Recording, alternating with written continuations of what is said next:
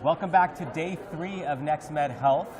We're coming to you live again from the Click Studio. This is my co-host, Shauna Butler. I'm Dr. G. You can probably hear a little bit of a rattle in my voice because we were up late karaokeing last night. Yeah, highway to heal. I don't know if we've healed yet, but I didn't realize American Pie can actually go for that long, but it was a great... It's a lot of fun. So welcome to another day of NextMed. Oh my gosh, it is buzzing in here in the Innovation Lab. Yes, it is. And I think a lot of that comes from the energy of so much content. Yes. And a lot more today as well. That's right. Right, and yes. it's not so much the volume of content, but the depth and the breadth. Yeah. Listening to so many interesting ideas. I mean, when you were listening yesterday, what was it that caught your attention the most? Oh, well, I think... Did you have an aha or an insight? I had, well, I mean, one of the things that really resonated with me was when Ken Dykvelt was talking about the age wave and this sort of, you know, the population that's essentially exploding as we speak, but really under-addressed in the community. And it really touches, and we had a chance to interview him in the studio as well, and it really crosses not just health, but every sector in terms of the aging population and the impact that it has from a health perspective, a cost perspective. And he really shared some astounding numbers, saying 2/3 of the elderly population exists in the world right now. I mean, that is just staggering numbers. It was also interesting to hear him discuss that we didn't really think about therapies or treatment, you just died. Yeah, and so now we've never had so many folks over the age of 65 living on the planet. Yes. And how much that drives how we design our systems, the therapies that we're creating, the interactions, and thinking about the human-centered design.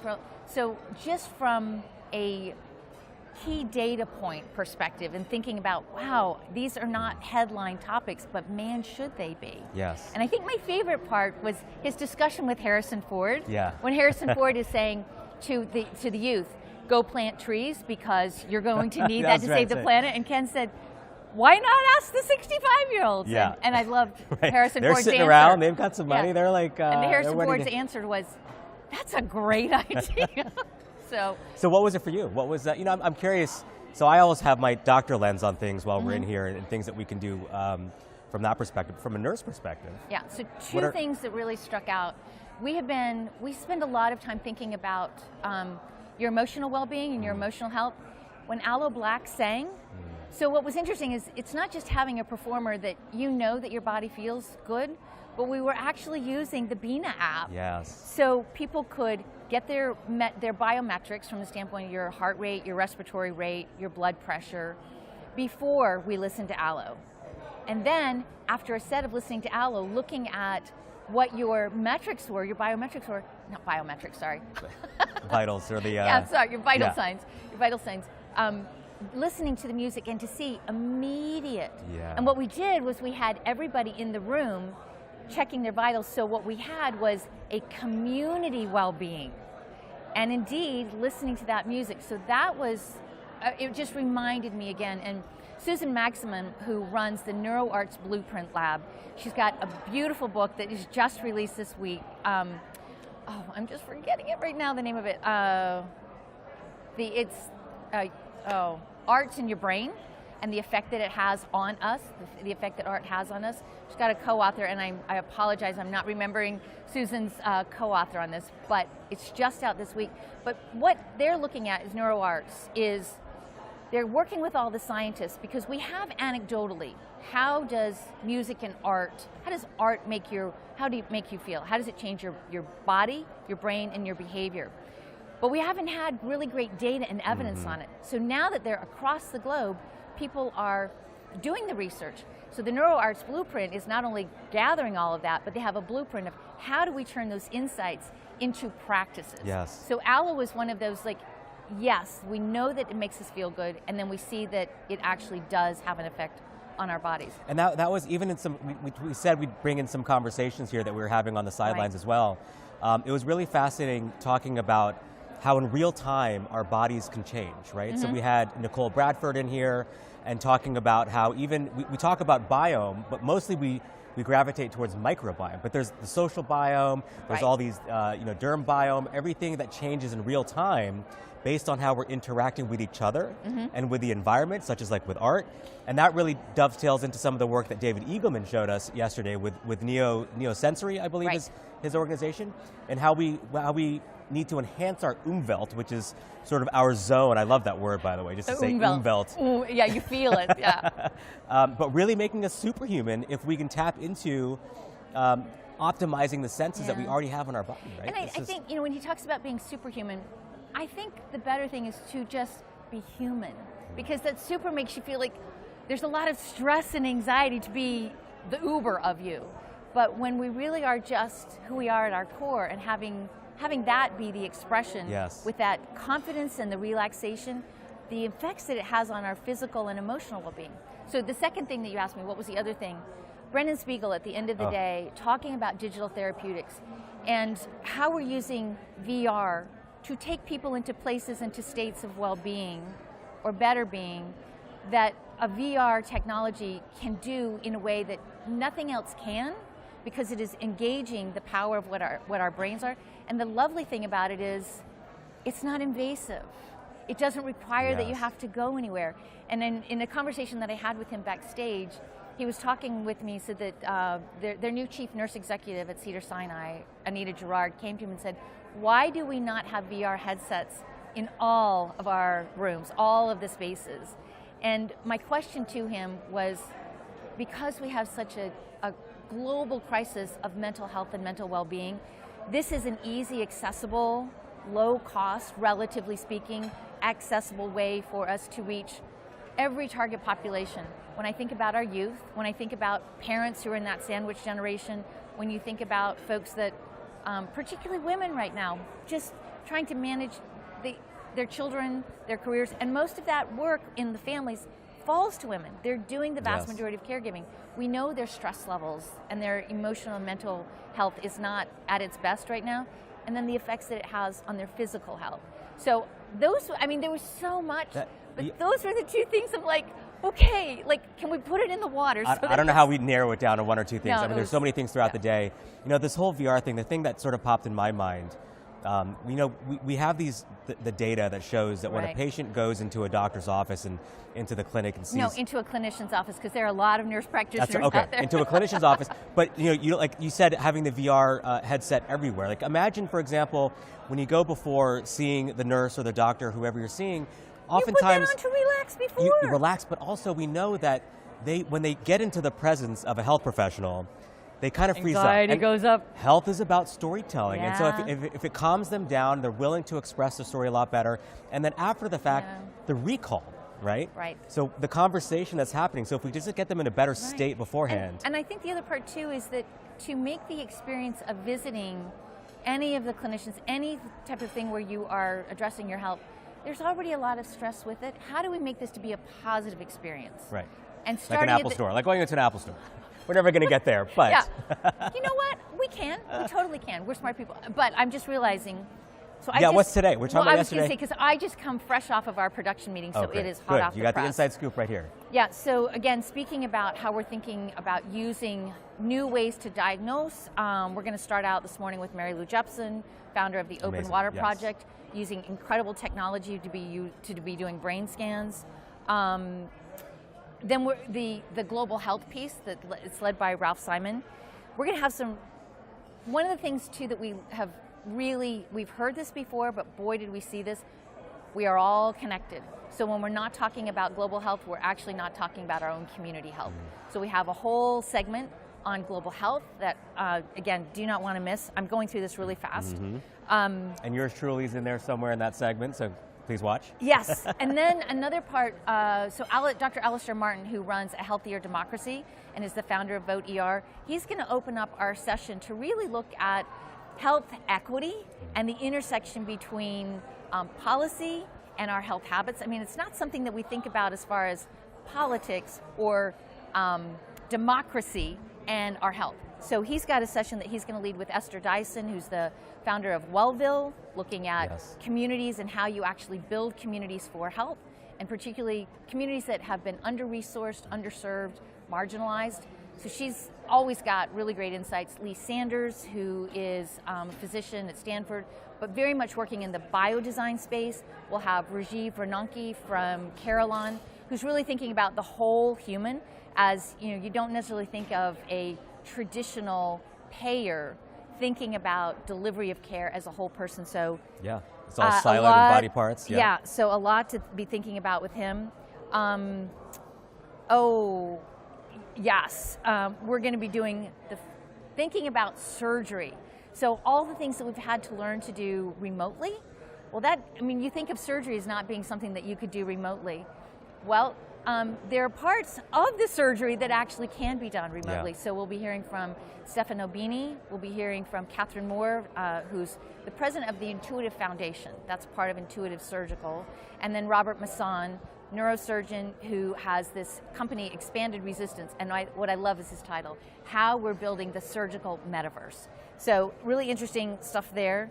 Hans Kierstead, when we're thinking about regenerative medicine and immune engineering, combating toxic stress levels. Alex Haddad, who just has one of the most, you stand next to him and as a beautiful human, you just feel better standing next to him. Getting a hug from Alex, if you've never had a hug from Alex, you got to get a hug from Alex. So he's going to be there with his daughter. So they have a new book out and talking a little bit about toxic stress and hopefully how we have less of it.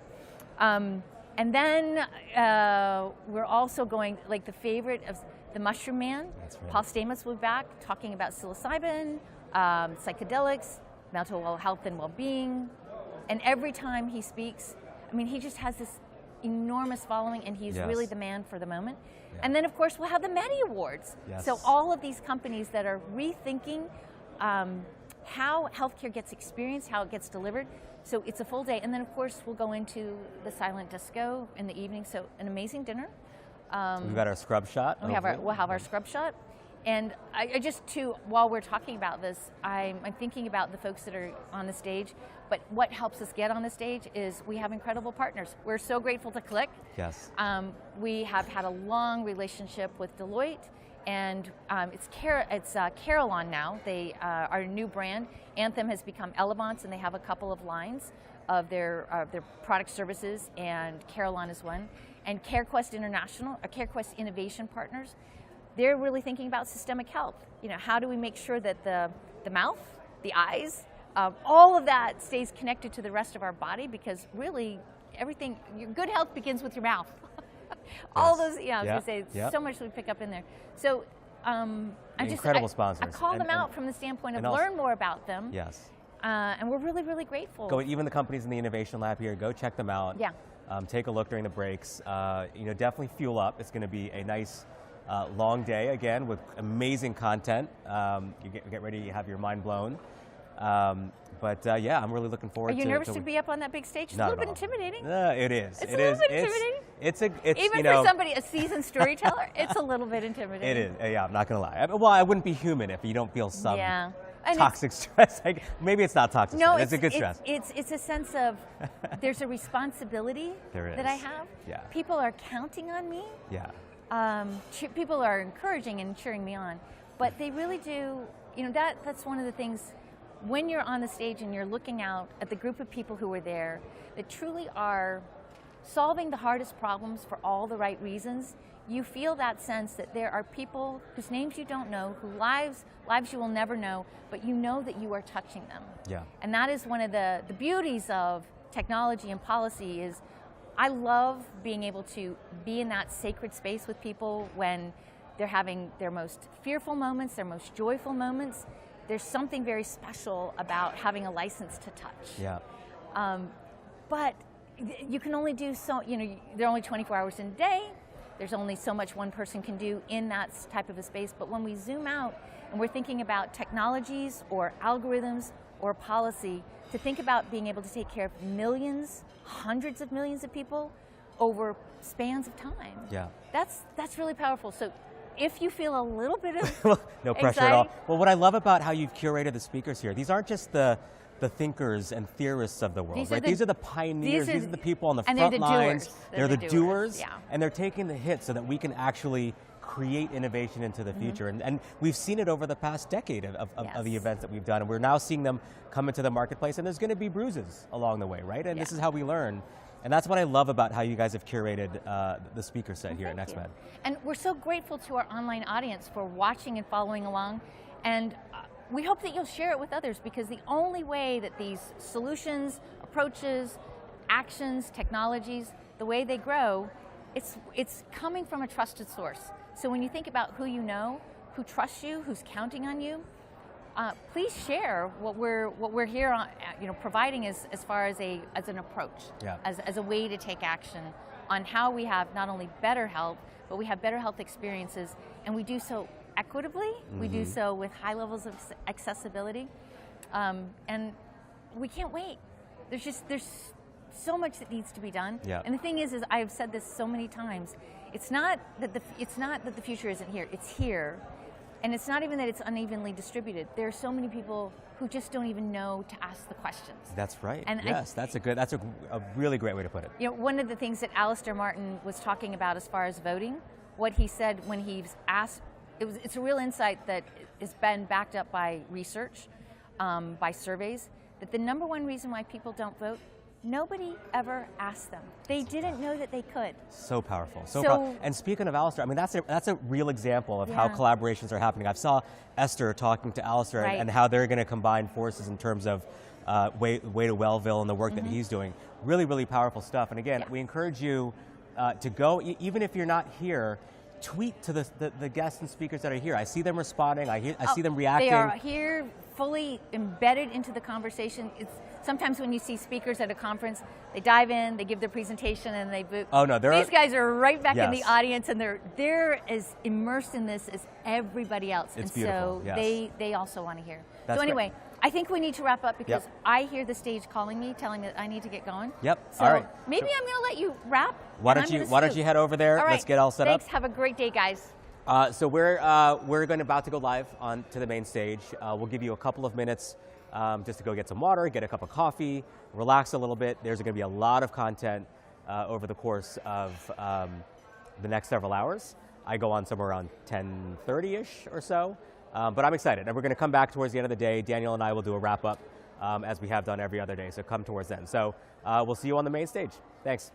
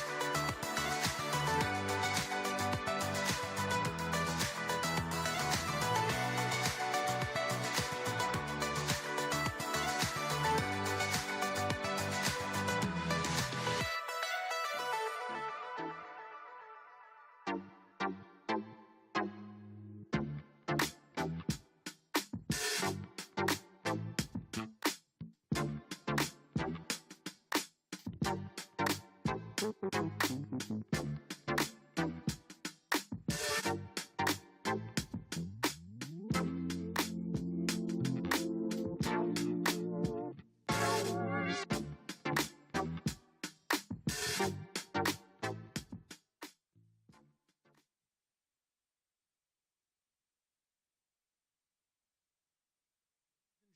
please welcome back to the stage Dr. Daniel Kraft and Shauna Butler.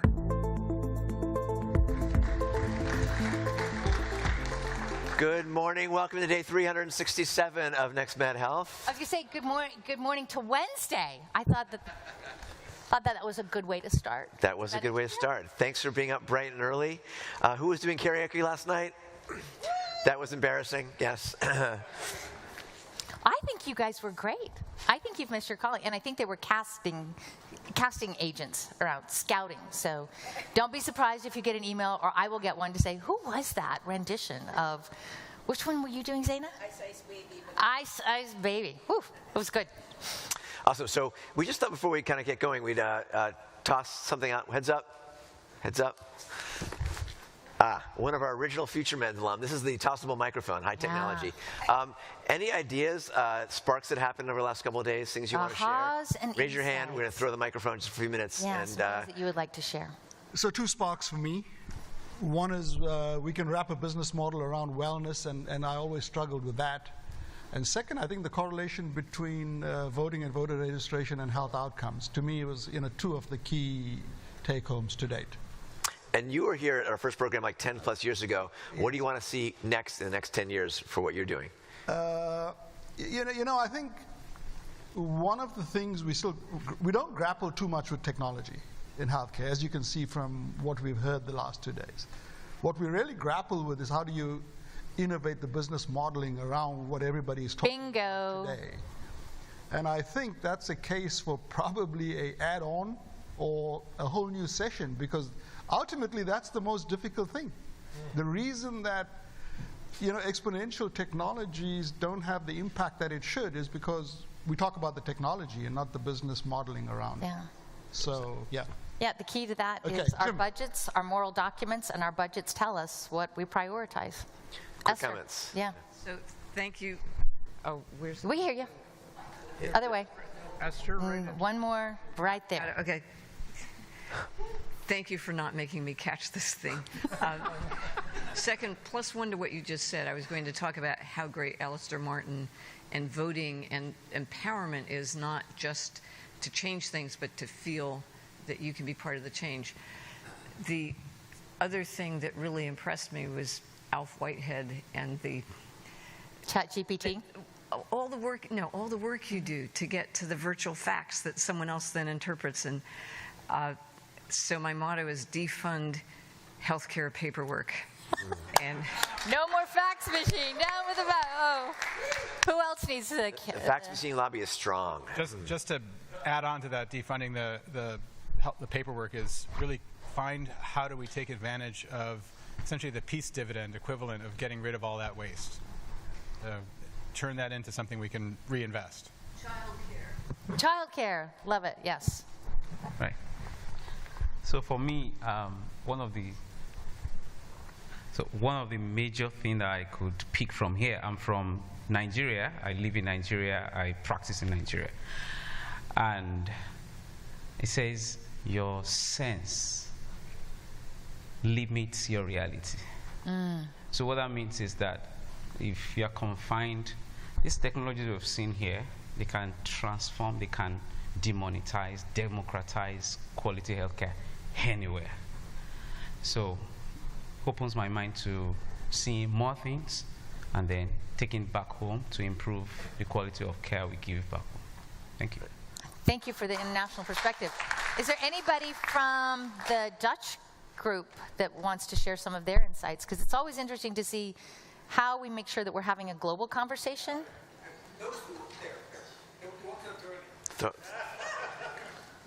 Whoever catches it. Heads up. Thank you very much. The Dutch are a bit shy, Shauna, you know that. So they're not shy. They're very direct, and they know how to party.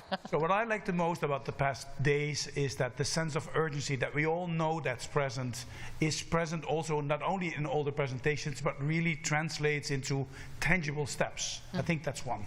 Second of all, we all talk about prevention, and we all know that that's the key in the end of it, but it gets more and more into practice. And I think this is a kind of a gliding scale where at NextMed 2025, 2026, those are the real practices that we have in the innovation lab that you can buy, actually. And that's one of the things that I like very much. Again, thank you much, guys. Great. How are we doing on time? One more. Yeah. Anyone with a burning comment? Good catch. Good toss. Good morning. I'm Nick Pugliano. This is my first time here, and I just am impressed by all of these innovators. But I wonder if it's not time, perhaps in the future, to develop a time-paced, milestone-driven roadmap around wellness. That's how industries, that's how business models get developed. We're all in sync and moving the needle forward as the semiconductor industry has done. The realm of possibilities is very clear from this room. How to monetize it, how to commercialize it, how to make it impactful for everyone requires a roadmap. And that's a provocative statement, but I'll see. I think Stacy Chang is here in the room, and he's on it, but he needs all of us to join in. So in terms of all of us, a little, hopefully, takeaway point or mission for all of us as you are here and in the next few days, write down your elements, whether it's milestone elements, needs, ideas, sparks, kind of help synthesize what's happened here and how we can take it next as part of this ongoing community. So keep those sparks going. Okay. All right. All right, I will leave it to you. Thanks. We're about to have a great day. I think we just heard about the concept of being, from Lucienne, about being proactive and preventative, and a bit of the theme of this session is on being proactive and preventative and new forms of diagnostics and early discovery. Here's my brain. I showed this the other day. It came color-coded. We'll hear from Bernuvo later this session. I've had a chance to be MRI'd a couple of times. Here's my data, which is hopefully enabling me to be proactive. I just had a second one done last week. It comes with a beautiful, easy-to-understand UI, and it let me know things I do know already, that I have a deviated septum. But you know, and other elements that I might do something about going forward. Just last week, I was in, was just last week, Monday, I was in Lake Nona, where they just opened up a new Fountain Life Center. And Fountain Life is founded by Bill Kapp, who came to several of the prior programs and decided to kind of results literally yesterday, so I haven't really interpreted that, but you can all take a look at my Clearly scan, and pretty incredible. That was 20 minutes in a scanner with incredible resolution and insights, and a peek at my heart. So hopefully I can use that information personally going forward. And big picture, you know, these technologies still are not democratized. They're not low cost quite yet. But I think we're going to hear, particularly from our first faculty member to lead off the day, where that's heading next. And so the theme of this session, future proactive health, prevention, diagnostics, and beyond. We're led off by my friend Mary Lou Jepson, who's an incredible technologist. Was at MIT Media Lab, one of the co-founders of One Laptop Per Child. Had her own healthcare challenges and leveraged her amazing technology mindset and community to build a really new, exciting platform and technology that you can hear about called Open Water. So over to Mary Lou Jepson.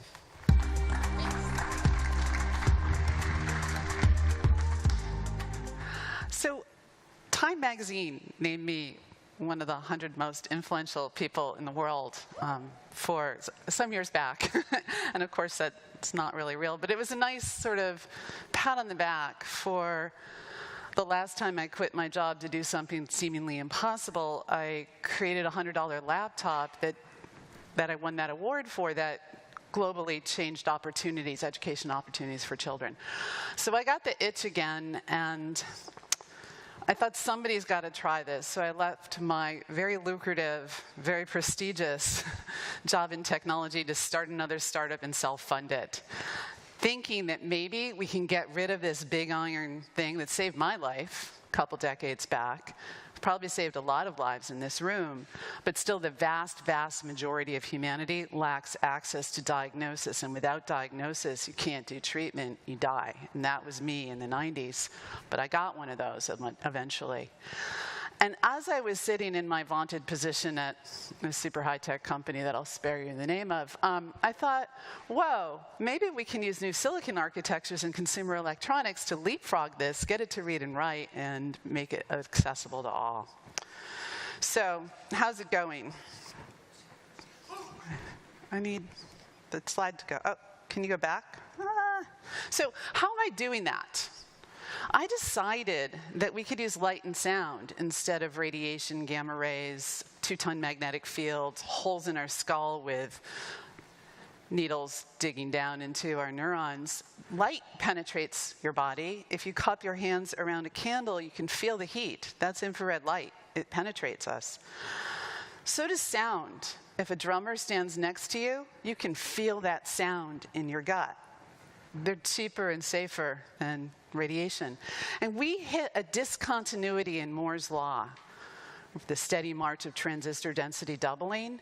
A pole vault leap happened a few years ago as we reached pixel sizes that are the size of the wavelength of light that are in every single one of your smartphones and cost $1. We can also print little drums on silicon that can emit exactly the same wavelength, and you can delay one wavelength from one drum to the next drum and create all kinds of different physics. Well, the physics has been around, but not in silicon. This is new. Except it's not that new for me, because I've been doing that for decades using analog materials in combination with silicon to modulate phase to make holograms, and 50 different products. Multiple of them were multi-billion-dollar products. So, and I founded the companies that shipped them. And I thought, well, why don't I throw my hat in the ring and try this? We think it can change the game on therapeutics. Literally, the drug of choice for therapeutics is a drug that now costs 12 years and $2.6 billion to make. So an exponential change could be using consumer electronics. So Open Water, my company, we're working on using the same unit, the same visor, to cure cancer, stroke, and mental disease, just with different software layers. And you know, it's 6 years later, and we've gotten pretty far. We've got some stunning results in preclinical, where we're 5 times more effective than chemotherapy. 5 times using light and sound. So I'm going to tell you a little bit more about how this works. On those camera chips you have, those $1 camera chips in your smartphone, if you get rid of the lens and use a laser, you can interfere light and see the interference, and it looks like waves on the ocean. And we can read those waves like a sailor can read the waves to know where the fish are or where the land is. We use math. We can also craft the shape of sound waves into our body, and using an array of these drums where we delay the wavelength slightly, we delay the phase of the wavelength, we can focus those waves near and far, right and left, up and down, to reach anywhere we wish to in the body or brain. So let's look at glioblastoma. It's a deadly form of brain cancer. You can't remove all the cells. They hide out amid neurons. Unless you remove all the neurons, then you wouldn't have a brain. But those orange cells, those glioblastoma cells, have a mechanical property that's different than normal healthy tissue. They have different cytoplasm to nucleus ratio, different cell membranes, and we can shake them apart. They're like rickety ships and not harm the healthy tissue. It's akin to an opera singer being able to break a wine glass, but nothing else in the room is harmed. We use a harmonic resonant frequency, very low frequency, very low intensity. Lower intensity than used on pregnant women and their fetuses for the last 50 years. So we do this. We blast a bunch of this low frequency, low intensity, harmonic sound into the brain, and the cancer cells, they can't take it. They compress and expand until they burst, releasing proteins that then vaccinate the brain against that very cancer. This could be scaled out to all aggressive cancers that have similar mechanical properties. We're working on that. We're doing this, you can do this with a cheap little chip of those little drums on silicon. So we've tried it. We built up with our partners at Terasaki hundreds of human brain organoids and gave them human glioblastoma. Walked through a sweep of sonification parameters, not just the frequencies, the duty cycles, the lots of different parameters, and we killed the glioblastoma cells in 1 minute.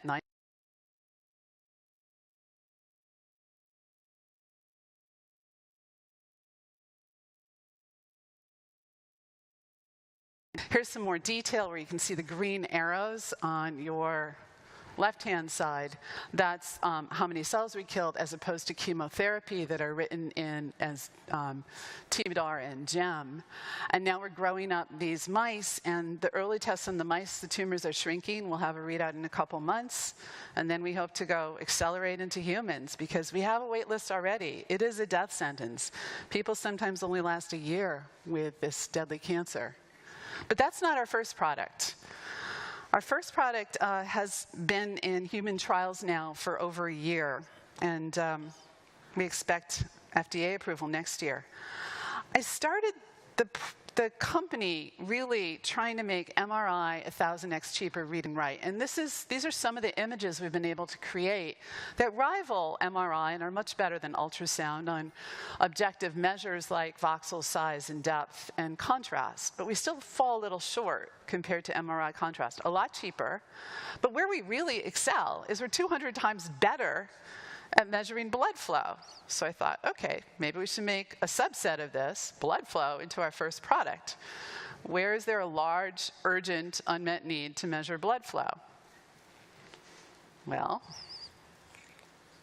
stroke is the #2 killer in the world, and that's a blood flow issue. Why do so many people die of it?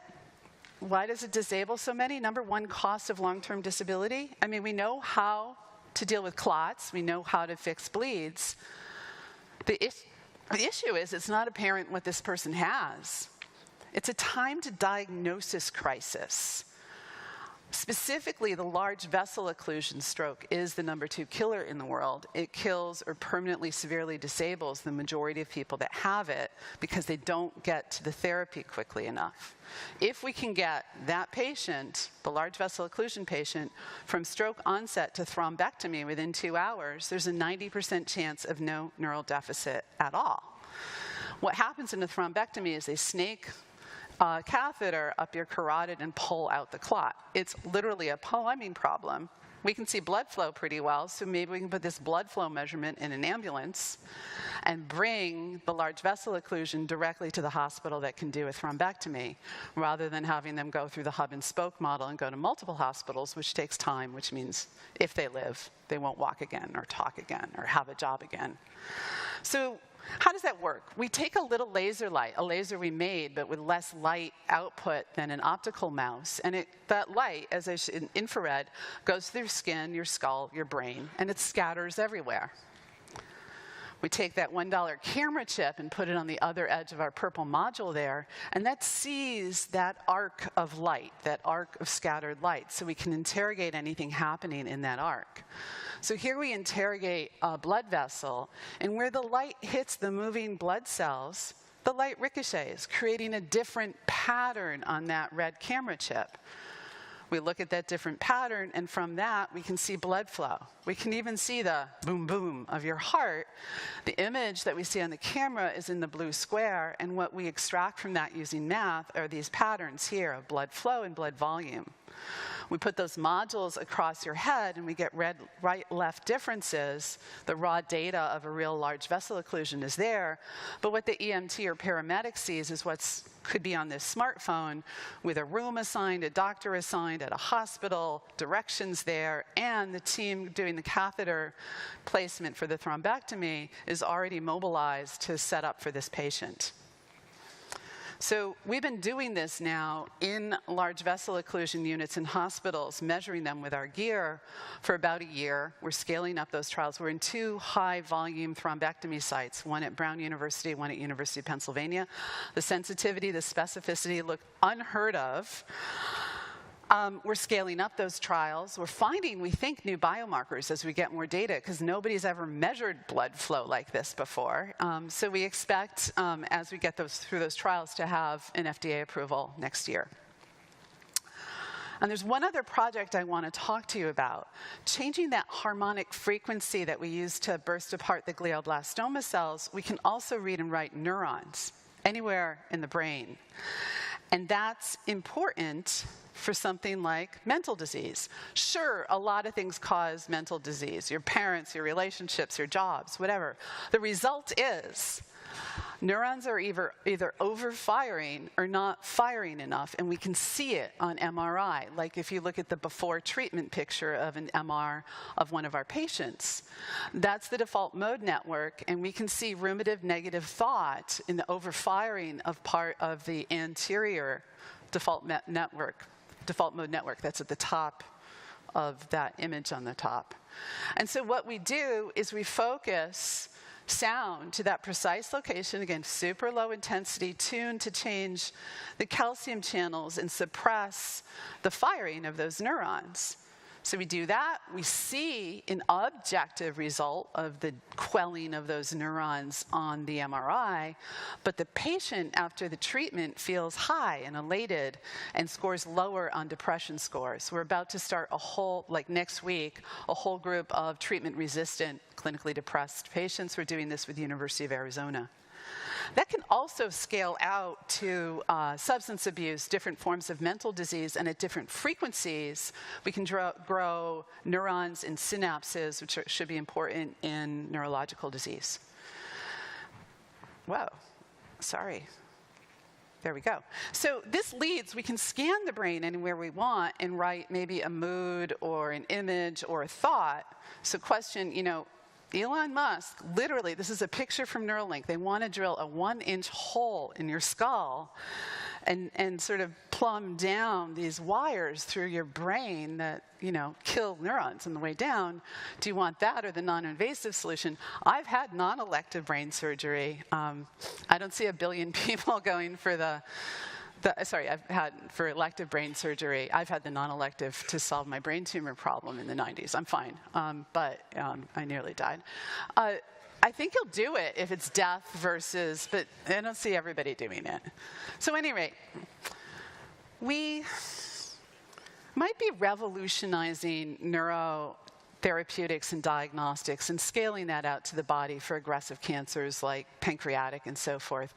But it was really taking a leap of faith, a large loss of prestige, a big loss of money, to start another company and try. And there's been many hard days, but I wanted to encourage you all to do it because we get to live now. You're here because you want to change things, and I just want to urge you to take the leap. It can have really profound impact. I'm happy really to talk to anybody about this, particularly interested in anybody interested in supporting this or collaborating. And thank you very much for having me here. Thank you.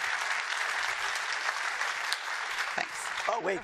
Amazing work. You're truly an exponentialist. And as you described, you're taking consumer-type technologies and bringing it to diagnostics.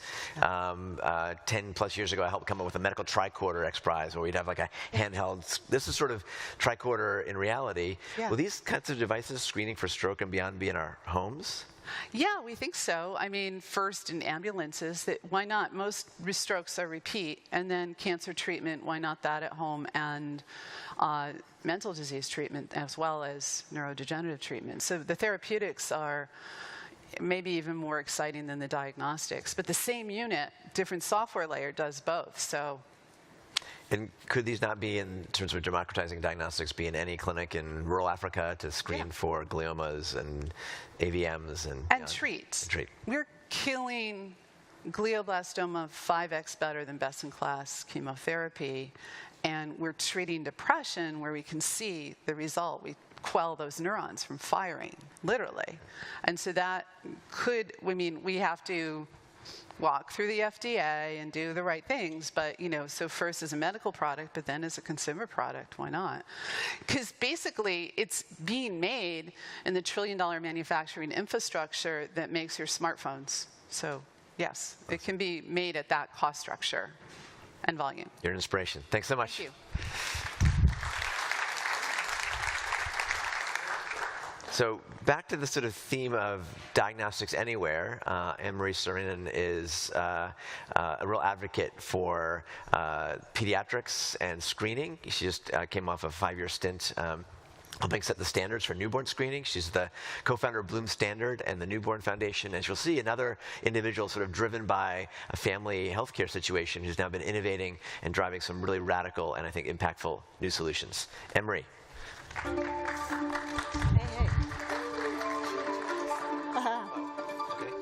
Good morning. Am I coming with you? Yes. Oh, okay. Of course you are. Okay. I'm going to do the stage selfie. I have a team in Hong Kong, a team in Wales, and a team in Minnesota and Utah. And God knows they all want to be here with us. So can we try it? Let's do it. You want me to take it? Okay, I'll take it. Let's see. Are you master? Oh, wait, I'll come on this way. Ready? Okay, everybody, like, I know, coffee, but just, like, wave to Hong Kong, all right? All right. All right. Nicely done. Okay. Okay. Thank you so much for having me. You guys, I'm a bundle of nerves. I'm a bundle of nerves because this is a group of friends, and it's much harder to do these sorts of things in front of people you trust, admire, and respect. And thank you for bearing with me if I stumble a little bit this morning. Okay, first of all, before we talk about babies, I'm just going to say I took one for the team here. I am not in this photo to tell my kids I was with Han Solo and MC Hammer, because I'm taking this picture, and Daniel Kraft, you owe me. All right, there we go. Okay, I'm starting with this photograph of my grandmother, Anna, and my dad as a newborn. My grandmother had rheumatic heart disease as a baby. It was the most common and deadly disease of childhood in the time, so probably in the mid-1800s on through about 1940. My father also had rheumatic heart disease as a child. It took him fully a year to recover from that. And 19 years later, he joined the US Navy and was an engineering brain already. He was assigned to a heavy aircraft bomber doing the sonar work. So they would drop depth charges in and mini bombs and listen. They were looking for submarines. He was stationed in Panama, and the Panama Canal was the U.S.'s most prized asset at the time, and so they needed to make sure nothing was going to come around and take it. And the charges that they would drop and the listening tools that they would drop had to be able to be heard from a plane that was flying far above the ocean. And when my dad told me this story about a year before he died, I was just like, my dad's like totally like, Hunt for Red October, this is amazing. I never knew this about his background. And really that work in the military predates modern medical ultrasound by less than a decade. So it really was laying the foundation for how we ping a piece of sound into something, we listen for what comes back, and then we can actually visualize what comes back. So, a few years later, the same year, this is when my grandmother, at 44 years old, became Dr. Walt Lillehei's third patient on the heart-lung machine. This is Minnesota innovation that we still talk about in my great state, which is Medical Alley, of course, so I feel really privileged to live there. But that surgery bought her 4 more years of life. 4 more years of life. That was remarkable at the time. And so I'm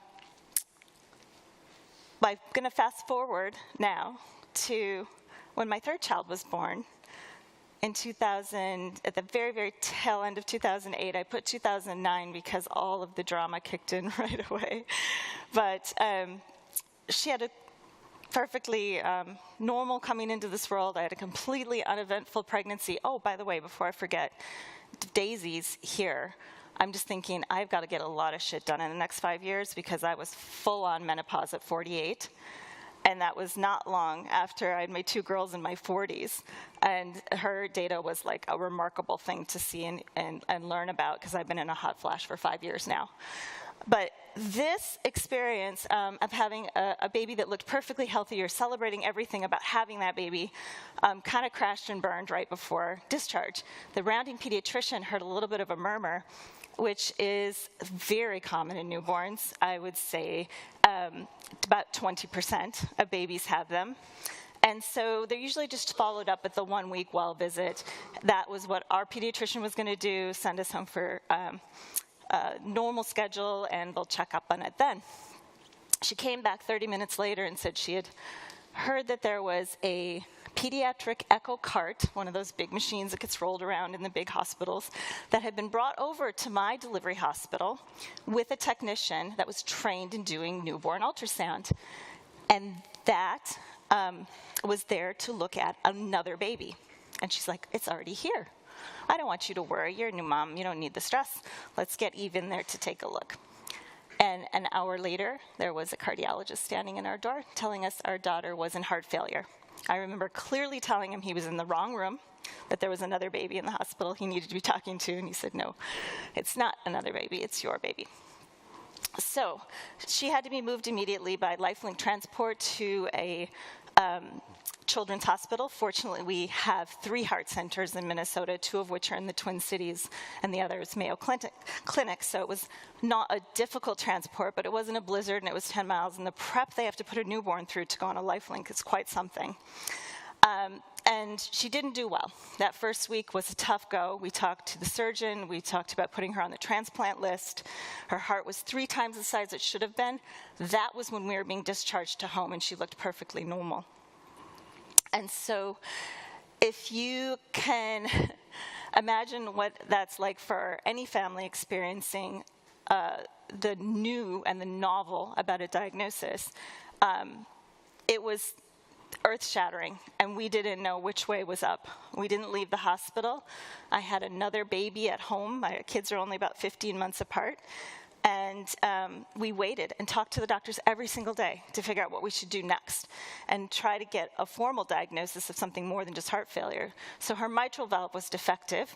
It didn't, the cordae attaching that leaflet didn't grow properly, so it couldn't open and close properly. And mitral valve defects in children are actually very, very rare at birth. And she, on top of that, had something called Wolff-Parkinson-White syndrome, which is an accessory electrical pathway in the heart that causes arrhythmia, in her case, supraventricular tachycardia, where her heart would just pop into 340 beats a minute from a sneeze, from a little baby sneeze. And this started happening around the clock, 24 hours a day, and her heart needed to be shocked back into rhythm from her lines, which were feeding her body with adenosine. So she was on about 9 different medications around the clock to keep her heart functioning. She kind of turned a corner, so we bought ourselves about another month, 2 months before we had to go all the way to Boston Children's. There were only 2 hospitals in the United States that would even consider ablating an 8-pound baby. Texas Children's and Boston Children's. And there was only 2 places that would consider operating on that mitral valve on such a young child. That was Frank Hanley at Stanford and Pedro Del Nido in Boston. So you do the little Venn diagram, that takes us to Boston, and off we went. She is a miracle by medical standards. What they did to repair her heart that was the size of a walnut was truly still shown in case studies today. When she was repaired, she suddenly could eat and grow and become the baby we thought we were going to bring home as a newborn. Gratitude is an understatement. What I didn't realize through our journey was A, how many kids have heart defects. 1% to 2% of all newborns. It's a lot of babies. But did you know that in our own country, 1/3 of kids with congenital heart disease were being discharged from the newborn nursery without a diagnosis? Shocking, right? 1 out of 6 of those babies would be diagnosed by the morgue. I went to many funerals that first year of babies in coffins the size of shoeboxes. What we did with that was take our journey to the federal level after pulling together a pilot study, among 6 hospitals in Minnesota to look at whether newborn pulse oximetry screening could be a tool for every baby in the well baby nursery to flag heart problems. And a year later, the Secretary of Health and Human Services decided that every baby in this country should be screened for heart defects before they leave the hospital. 55 million and counting have been screened so far. Okay, the spin-off of that. What do we need to figure out besides a baby that's symptomatic, right? Or flagged by a pulse oximetry screen. That's just hypoxemia, that's just abnormal oxygen saturations. We needed ultrasound. Here's what those carts look like. This one happens to be in Mongolia, so it's not nearly as fancy or as expensive as the ones my daughter gets her echocardiograms on. But we went on to figure out how to get toward an automated image acquisition tool. And that was the trick, right? AI and machine learning were already coming a long way down the road. But automating image acquisition was the really tricky thing. And so we did a proof of concept grant, ended up bringing together a team about 3.5-ish years ago, focusing on using chip-based ultrasound as a alternative to piezoelectric crystals that are packed in the head. So you can see our prototype right there flipped over in the hand of the doctor. That one is about the size of a thumbnail. The new one that's on the back of this little guy here is about half that size, about the size of a pinky nail. And those lines, those tiny dots there, are the things that we have a little bit of control over that allow that sensor to do beam steering. So all of my animations are gone this morning, so that we didn't bog things down on the tech side. But this is a little baby in India as part of our clinical trial there. And there's another one where you can see the type of low resource settings that we've designed this technology to work in. And this was our first child that we actually picked up with our prototype. This was baby number 9 that we screened that day at the Maulana Azad Medical College, which is the largest public hospital in Delhi. And she had a Swiss cheese ASD VSD presentation, and she was in heart failure. This child would have waited 3 months just to get an ultrasound. She was scheduled for surgery the very next week. Our largest pilot project right now has been going on for just shy of a year, but we're in data collection in 3 different states in Mexico, onboarding a 4th, working with the Ministry of Health and university partners in those places. This device still has its tail. It plugs into a tablet or a phone, so that allows us to get the images we need to see to compare with an FDA-cleared predicate device. So as part of the startup pathway you've heard a lot about from the other presenters this week, this is where we're at, is trying to demonstrate substantial equivalence on the hardware side, but then build those machine learning algorithms to give confidence on the front end that those primary care users in the most remote places will have the information they need to refer the child onward or keep that child right where they are in their community of care if they don't need to be moved onward. This was a little baby from 2 weeks ago in Mexico, just a joy to be around. And this is one of our cardiologists that flew in from Mongolia. She's doing her training there and helping us do a curriculum with the medical school in Mexico and working with the Society of Echocardiography on ultrasound screening. That is a thing that doesn't exist, just like newborn pulse oximetry screening didn't exist. So having sort of that groundswell behind us to move this forward is going to be amazing. And I believe in it so much. And I thank Dave Zabonsky for actually teaching all of us in this meeting how to generate that groundswell of enthusiasm for the same thing that my family believes in so deeply and the team at Bloom Standard believes in so deeply. So I just wanted to share these last bit of partners. We were included in the World Health Organization's Compendium of Innovative Health Technologies, which is sort of like the Bible for global health funders that purchase for countries and governments in low-resource settings. And we have the offices now, as I mentioned, in the UK and Wales, so working closely with the NHS to deploy. El siguiente paso es la creación de un prototipo de bajo costo que permita hacer ecocardiografías en cualquier lugar donde no haya cardiólogos pediatras, donde no haya equipos sofisticados.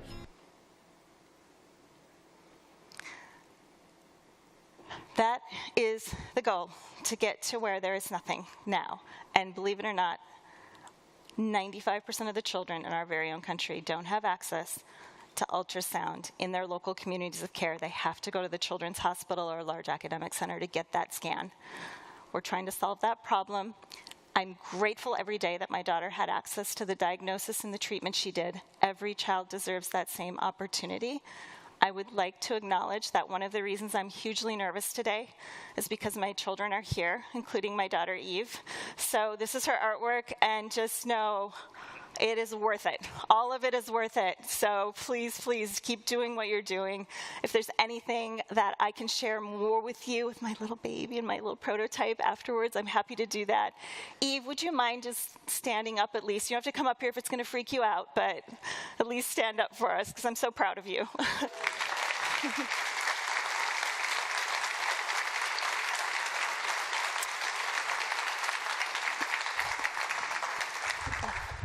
Thank you so much. One quick question. Yes. What can the NextMed Health community do to help accelerate this into the world?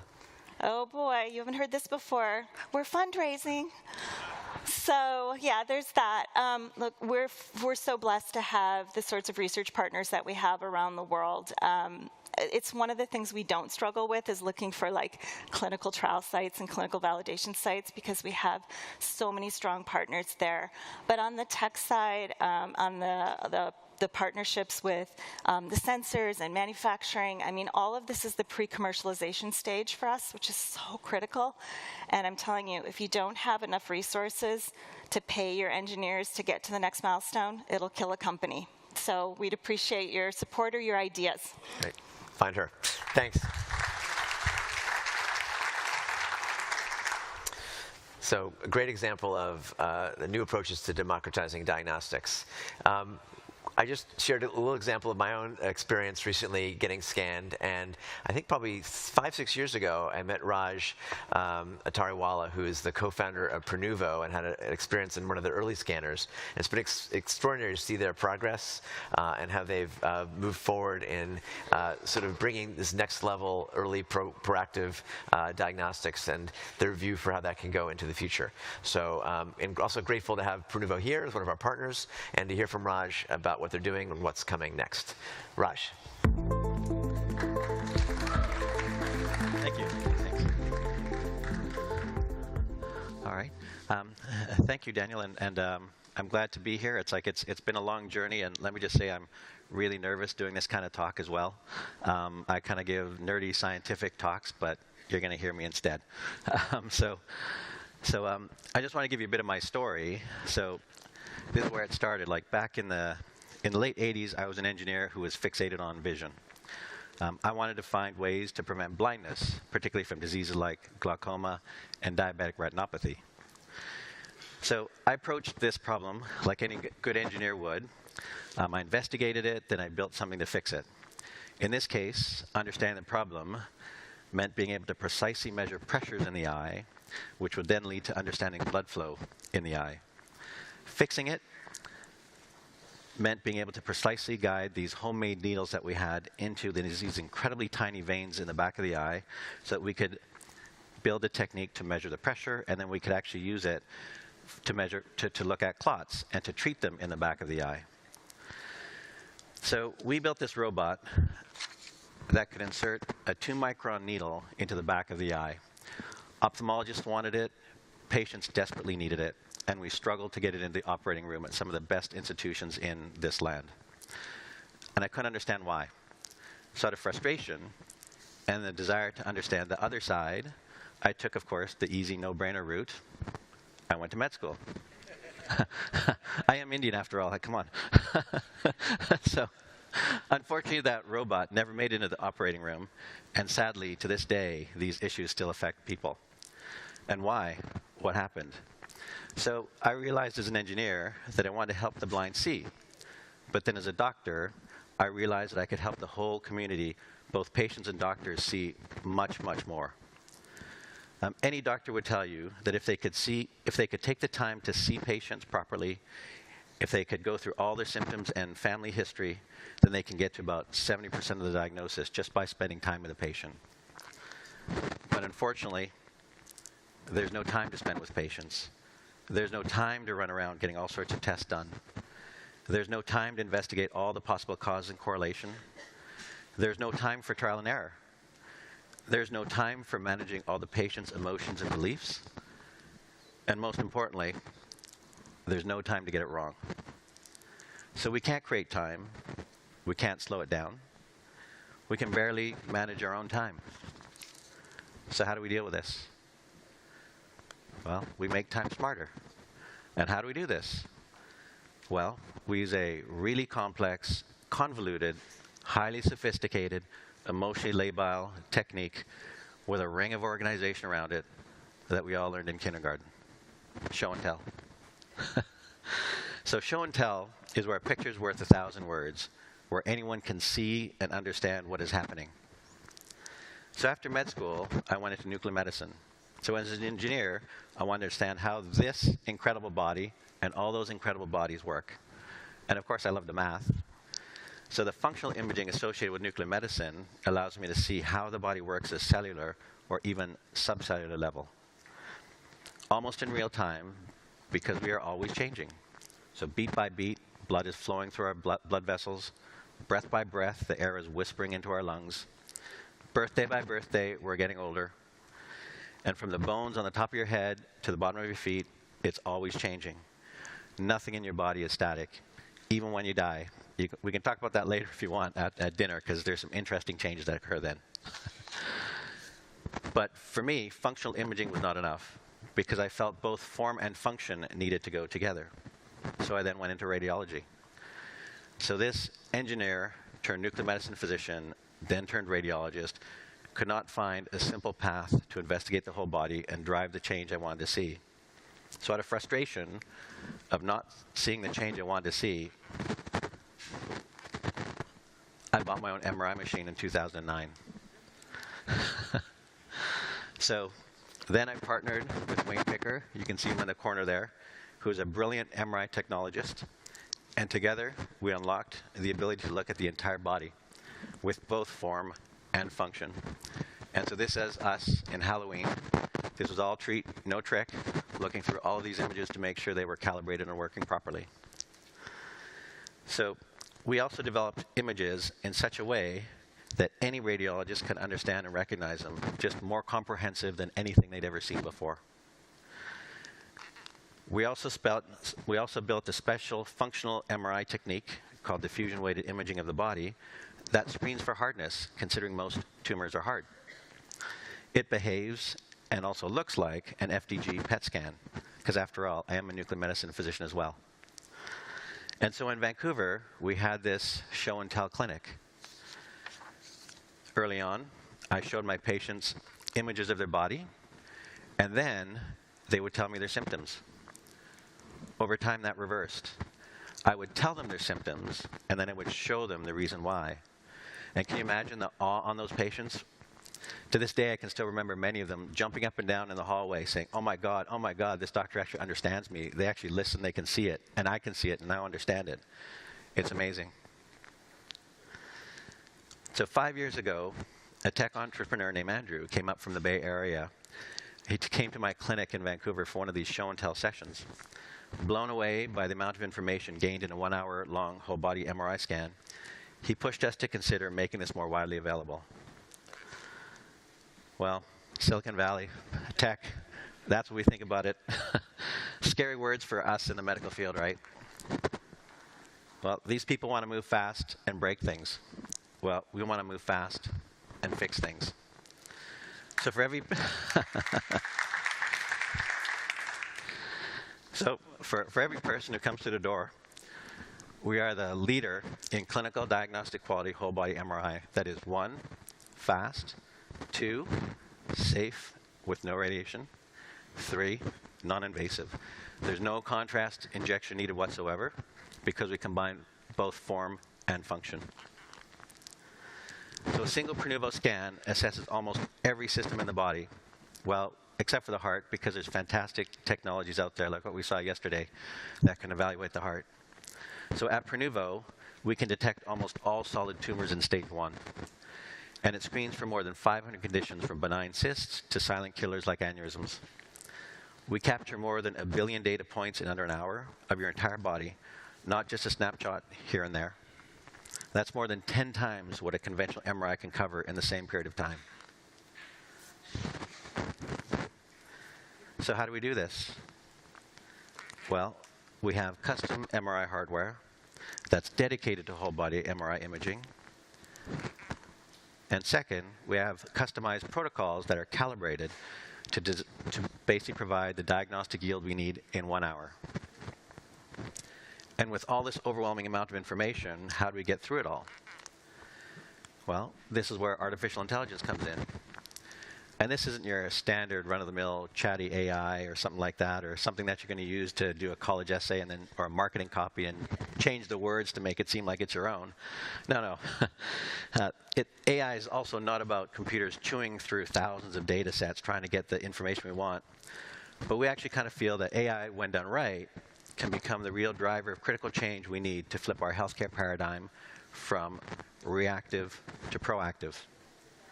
But the kind of AI I'm talking about is one that I want everybody who's working in the field of MRI to consider. We call it Empathic AI. When you walk into a physician's office, they're observing you. From the moment you arrive, they pay attention to the way you walk, the way you sit, to your body language, the tone of your voice, the way you present yourself. These factors, combined with your self-reported symptoms and a few target exams and questions, are used to form the best picture of your health. This is the complex nature of the decision-making process for us doctors, and this complexity is growing day by day. So when we think about AI in the context of medicine, it's critical to remember that this is not just about big data trying different architectures of convolutional neural networks. It's a field of decision-making that requires a nuanced and complex approach. It took me this 30-year journey from wanting to prevent blindness to understanding this simple, basic truth.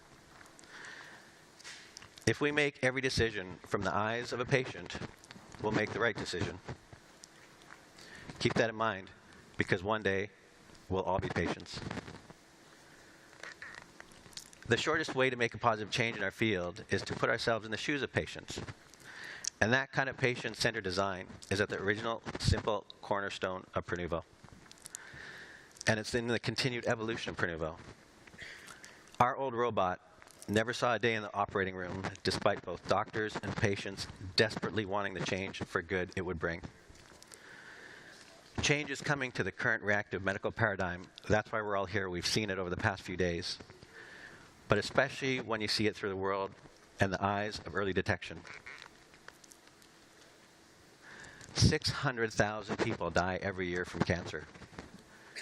More than half of these are detected late, typically in stage 3 or higher, typically when the tumor has spread beyond the organ of origin. About half of us in this room, take your pick, because you don't get a choice, out there will be affected by cancer in our lifetime. Why is that so? What are we doing so wrong? But first, let me be clear. In healthcare, there are statistics, but there are, more importantly, people. An N of 1 does not fit on any statistical table.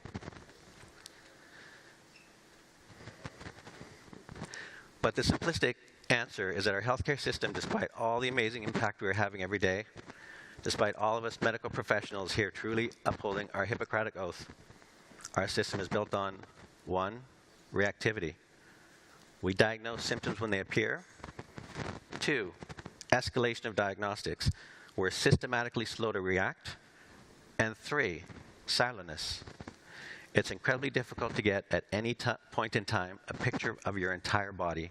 Instead, you get your nose examined here, you get your chest examined there, and your pelvis goes over there somewhere. But our bodies are all connected.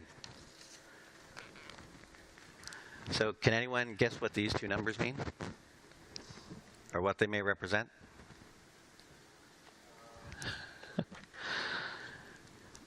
%10 is a 5-year survival rate for pancreatic cancer patients. By the time pancreatic cancer symptoms appear, it's already too late.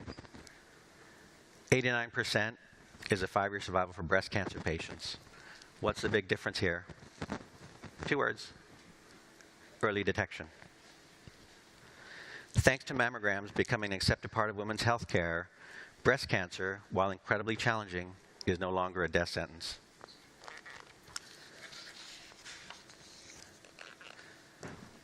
But that took a long, long time to achieve.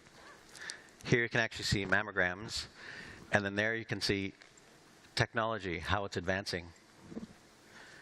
I mean, we put a man on the moon and a man in a space station faster than we got mammograms approved by insurance. What race do we care about, the tech race or the human race?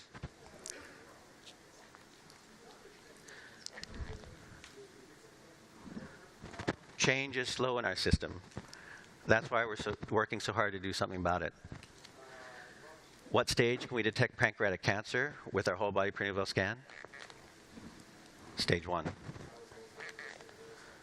That stage is not a death sentence. That is a call to action. That is a significant reduction in healthcare expenses that usually follows a late diagnosis. That is an emotional gift to patients and their loved ones.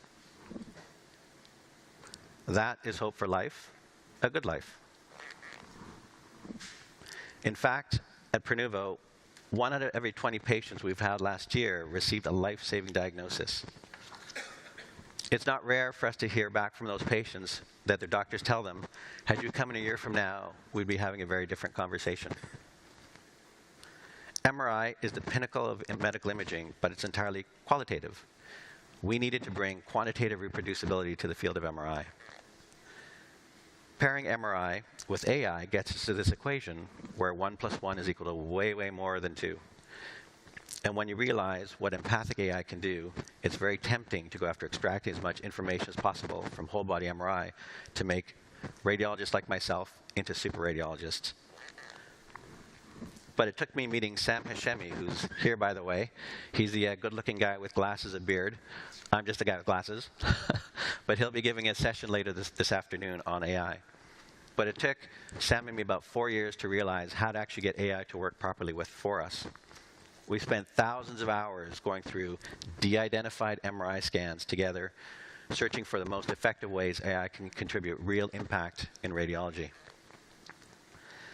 So adopting a patient-centric approach, we both understand that we need to be smart about where technology can actually be useful, how algorithms can meet intuition, how engineering can meet needs, and it's not about the features, but about the impact. I see this empathic AI advancing preventative screening in 3 main areas. First, AI has the potential to revolutionize healthcare by making imaging, this insight into our bodies, more quantitative and accurate, leading to earlier diagnoses with more successful interventions. Heavily investing in AI and seeing it as a complementary tool will accelerate both scanning and diagnoses. We radiologists, we're used to taking a ruler and approximating organ volumes and other regions of interest and interpreting them based on our knowledge and experience. Today, by the time I look at images, I increasingly have exact measurements, labels, and patterns already on my screen. This helps me provide more accurate, reproducible readings in a faster way, and for patients, this gives quantitative measurements that they can understand without spending years in medical school. And if you recall from the opening lecture by Dr. Kraft, there's still fax machines. There's still DVDs. Well, at Prenuvo, you get everything on an app in your pocket. And don't forget, you can pinch and zoom those images because it's one of the common criticisms that, oh, did you guys scan like dwarfs? No, you have to zoom. Surprisingly, that's a complex feature for a lot of doctors. Believe it or not. Second, AI enables us to establish a baseline of our body, and more importantly, to regular routines of scans, most people every 1 or 2 years, just like mammography, based on your risk factor. Empathic AI will usher in an incredibly precise longitudinal view of how every part of our body is changing over time. And this is critical for proactive care. Measuring these subtle changes without quantification is simply not possible. So here is what you would get, a typical lumbar spine MRI. So this is me. And you can see at the bottom, at the lumbar spine connected to the sacrum, there's edema, slight loss of disc height. And that's typically associated with degeneration. But if we zoom out, we can see the entire picture of my whole spine. In fact, let's zoom out even further. Let's go 4D. Here's a decade of my spine, and you'll see those degeneration changes have reversed. So one of the other things you'll see is that there's more curvature happening in my spine in 2022. It's because I sit too much, don't stand enough. And this is where the real magic of AI comes in. We can actually go and measure the change in my lumbar curvature from 24 degrees to 34 degrees over a decade. And we know that as we all get older, things start to get a little bit more hunched over. So with empathic AI, we can quantify these subtle changes that have been developing slowly over a decade. They're too subtle for our eyes to see. But when you see somebody over a long period of time, the changes are obvious. When you see them quickly or every day, it's not as obvious. So here's another person who actually started to exercise and eat right, and actually her spine improved, as well as the amount of fat decreased throughout her body and the muscle mass increased. And this is Linda, who is the epitome of patient care. And this is not fiction, this is a real fact. So why are we all surprised? Well, that's because we've never had the ability to look at this before. We've never engineered such systems to look at the whole body on a regular basis. And remember, there's no radiation, so you could do this every day. Last week I had a headache, stressed about this, so I scanned myself, because I can. Third and finally, AI enables us to analyze and research trillions of data points from large populations, applying that knowledge from millions of scans to the benefit of each and every patient and providing it to their family doctor. This is how we can track visceral fat in the whole body, which can help prevent the onset of type 2 diabetes, and seeing is believing that you're getting fat on the inside. This is how we can assess decreased muscle mass, which leads to increased frailty, where the risk of breaking a bone like the hip could be fatal. But don't worry, on the flip side, increased muscle mass is one of the greatest predictors of longevity. So we talked about silentness in healthcare, but now that we have this holistic picture, we can connect the dots and understand cross-organ correlations and relationships that weren't obvious before. For example, the National Health and Nutrition Examination Survey, or NHANES data on osteoporosis years ago, has shown that bone mineral density decreases at a rate of about 3% per decade in postmenopausal females. With our data, we've shown the same rate of decrease in brain volumes with aging, and we'll be presenting these findings at the American Academy of Neurology meeting later this spring in Boston. Other exciting breakthroughs we've confirmed include correlations between brain volumes and lifestyle factors such as visceral fat, smoking, and activity levels. This will likely provide practical insights into the prevention of diseases like mild cognitive impairment, which can lead to Alzheimer's. Because study after study has shown that diet and activity can dramatically delay the onset of Alzheimer's or even reverse mild cognitive impairment. But this is only the beginning. The future is early detection, not only for cancer, but early detection for subtle changes in muscle mass, deadly visceral fat, brain atrophy before it's too late. These body changes are currently ignored, but with empathic AI, they can be as simple as measuring your body's weight on a bathroom scale. So imagine a world where at any time we can know the specific age and monitor the rate of every organ changing in our body as we age. What should be normal? Imagine a world where every family doctor can use the 10 minutes they have with their patient to directly jump into discussing the biggest real issues and opportunities to improve their patient's health span and their lifespan. Imagine a world where not just doctors, but also governments, corporations, institutions, and dare I say insurers are all making every decision from the eyes of a patient. Imagine a world where we never, ever have to say, we caught it too late again. Let's do this because we can and because we need to. Thank you.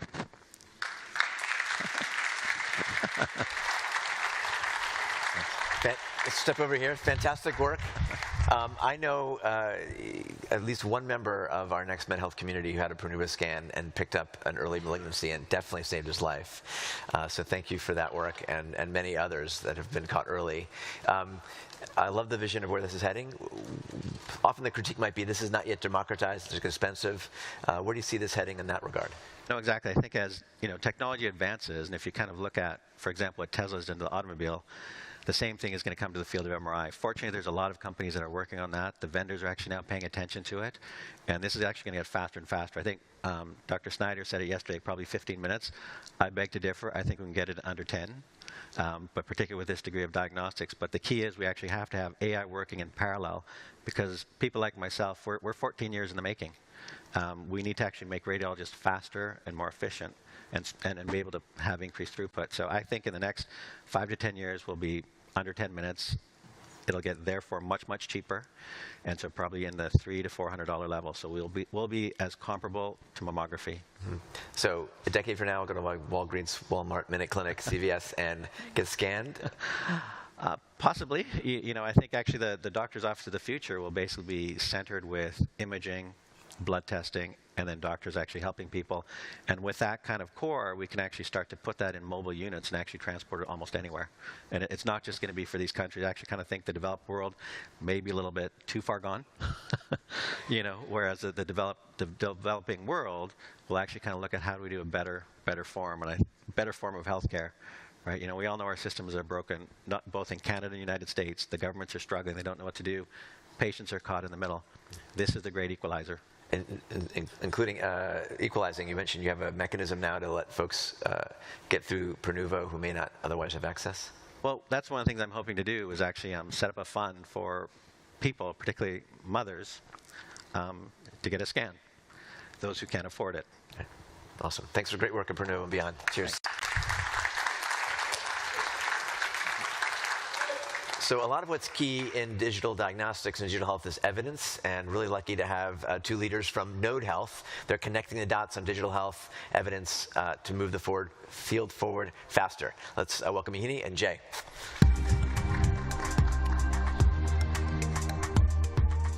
Good morning, everybody. What's an exciting today?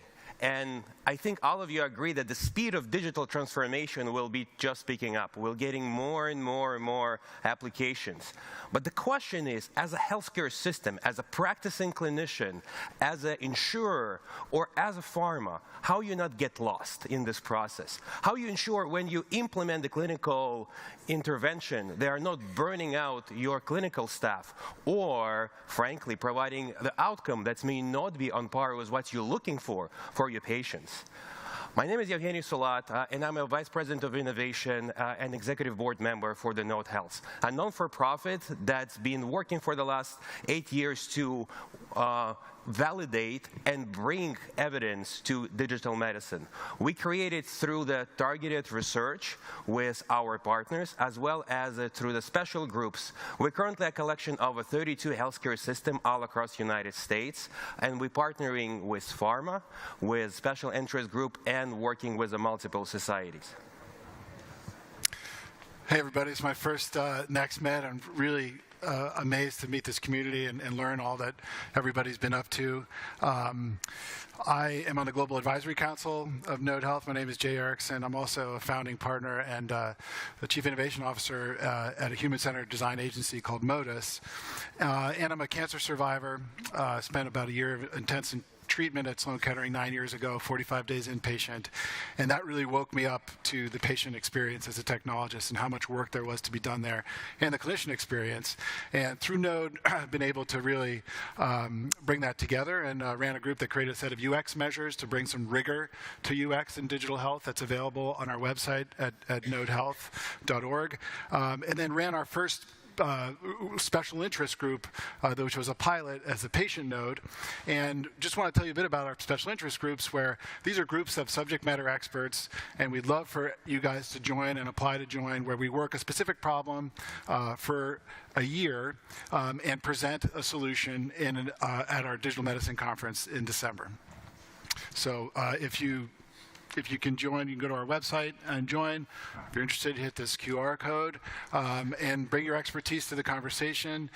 We publish, so we're focused. Can you go back one slide? We're focused this year on the patient experience, DEI, AI, and connected health. So those are our 4 special interest groups this year, and we'd love to have your voice in the conversation. And the learning is a key part of all the initiative and the transformation. You cannot transform healthcare if your workforce does not understand what you're talking about, if your patients are lost. So to do that, we have a dedicated Digital Medicine Foundation certification course for a lot of digital transformation leaders who are working in the healthcare system or the industry. And once a year, we all get together in New York to talk about. So this year, we'll be meeting in December 7 to 8 in the Times Square. So if you can, please join. And to keep the information flowing, we have a series of a note pulse where we collect the information of what's happened over the last months in the industry and what else may be happening that you can leverage for your institutions. And we publish it and discuss it during the series of webinar that is focused on not only transforming your clinical experiences, but on the area where we as a group of digital health leaders may need to focus. So join us, hit this QR code, come to our website. Evidence, clinical evidence, and clinical rigor is so important to adoption. But there's lots of reasons to come. You can come to learn, come to network, come to share your thought leadership and access our knowledge base and community. And actually today, Eugenio and I are hosting a breakout. We're calling it Dreaming into Care Delivery in 2030. How can you remix everything you've learned in the last 2 days about all this emergent technology?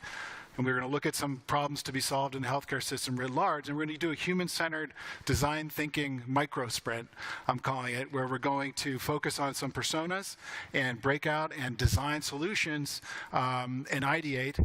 And my team at Modus has agreed to visualize that. And we're going to publish that. So your name will be on that. We're going to publish it on Node Health website, NextMed, the Modus website. So come be a part of the conversation, come up with some great ideas. We'll have our awesome designers visualize that, and we're going to put that out in the world of what care delivery looks like in the adjacent possible. So for the last 2 days, you've been learning about the future of medicine. You all experienced that, and now we have a chance to make a change. Let's get together. Let's talk at 1:30 on the session and envision the future of healthcare. Thank you.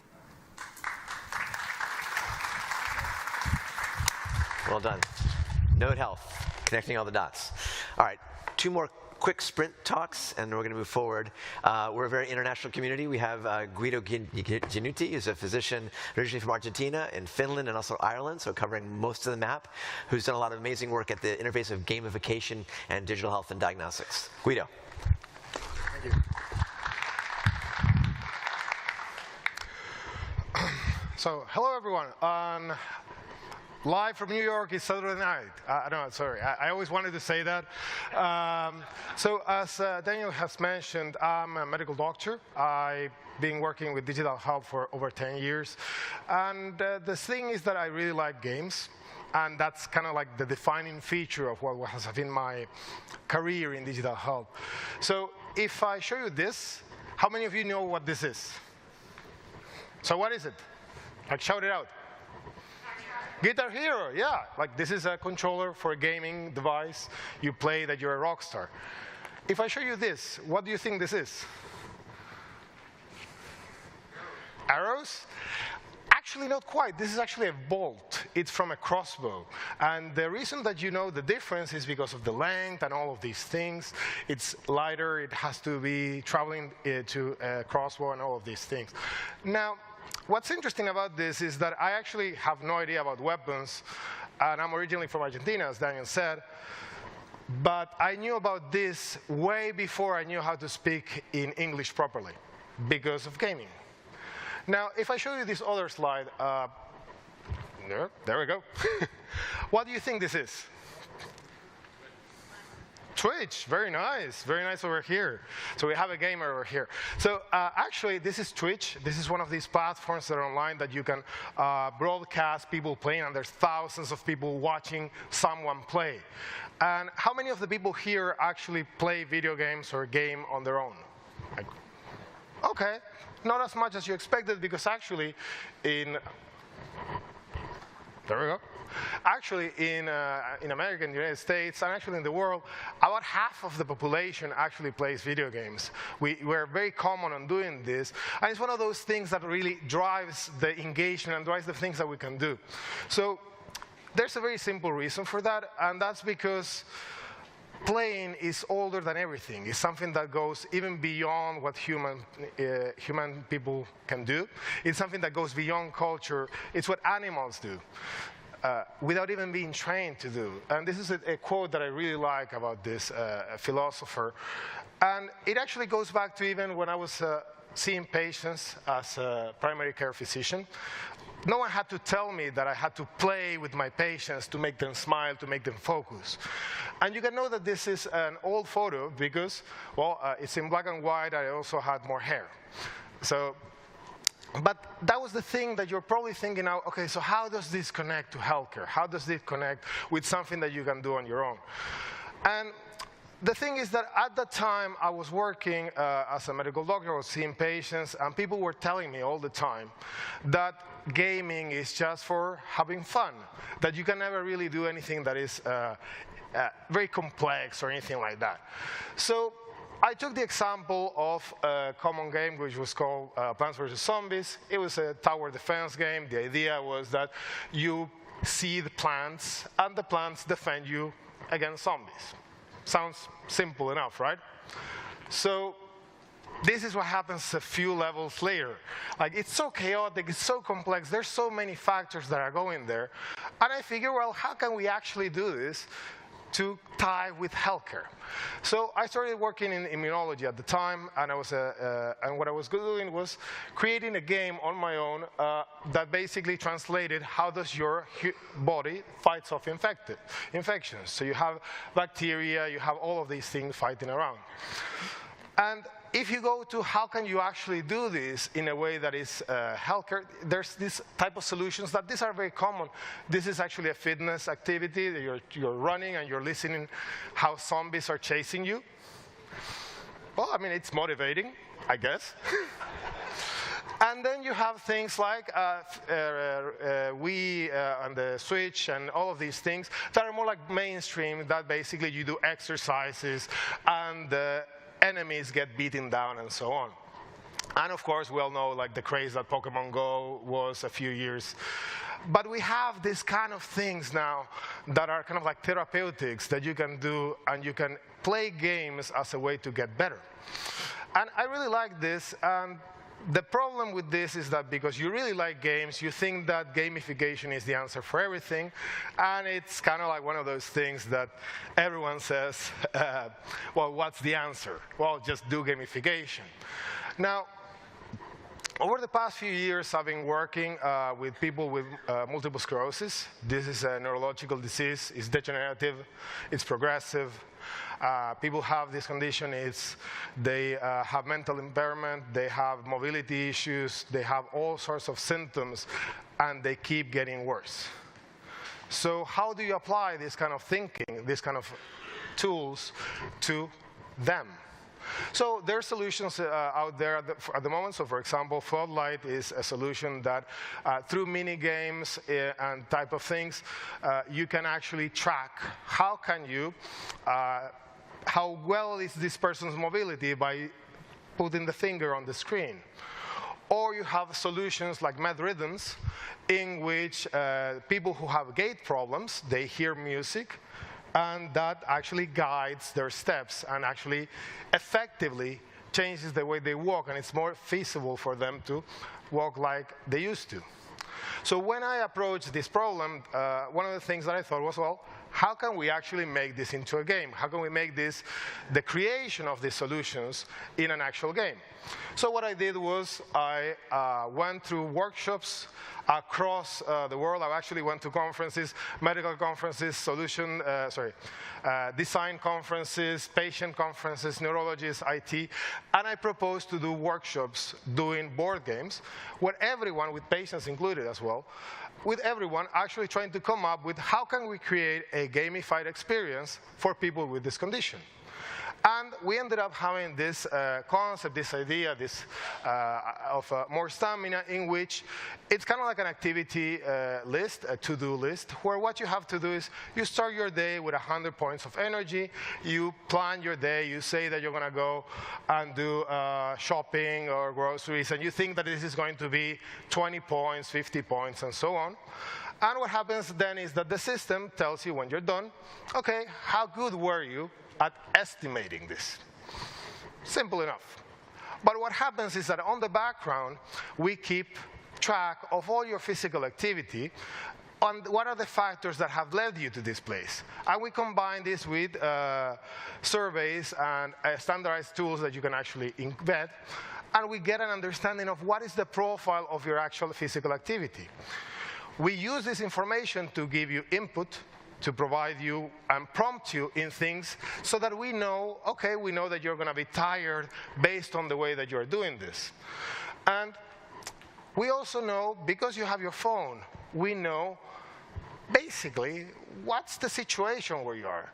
Is it hot? Is it warm? Is it sunny? Is it raining? And we keep all of those things in mind, and then we provide recommendations, and we understand these things. Because, you know, it's not the same for you or for any of us to go out for a walk when it's snowing, like in Finland, or when it's sunny, like it's supposed to be in San Diego. Yeah. So, the interesting thing about this, one of the reasons that I'm so proud of this type of work that we've been doing in terms of gamification, digital health, is that on the one hand, everything has been, as the previous speakers mentioning, about evidence-based. We actually have huge amounts of research that we've been working on in each of the steps, from the idea, from the prototyping, and all of these things. These are publications. But the most important thing is that we actually have patients reaching out to us, telling us, hey, can we try this? Can we do this? How can we use this tool? So this is a bit about what's near and now in that sense. We've been working on these tools. They're all around us, and it's just a matter of putting this into the hands of healthcare professionals, of patients, of everyone, so that we can actually be healthy by playing. But where can we go next? Well, it's relatively simple, right?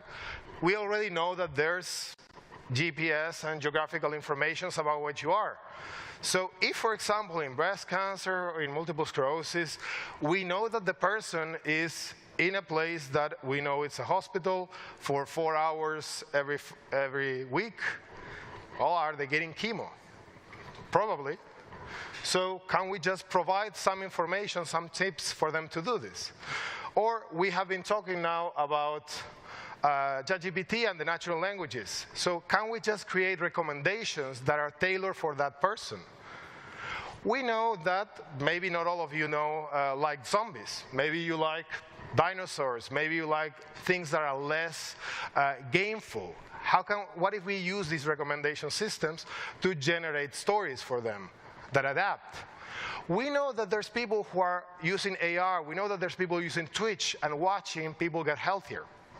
So could we not have like a system where someone encourages just by watching you?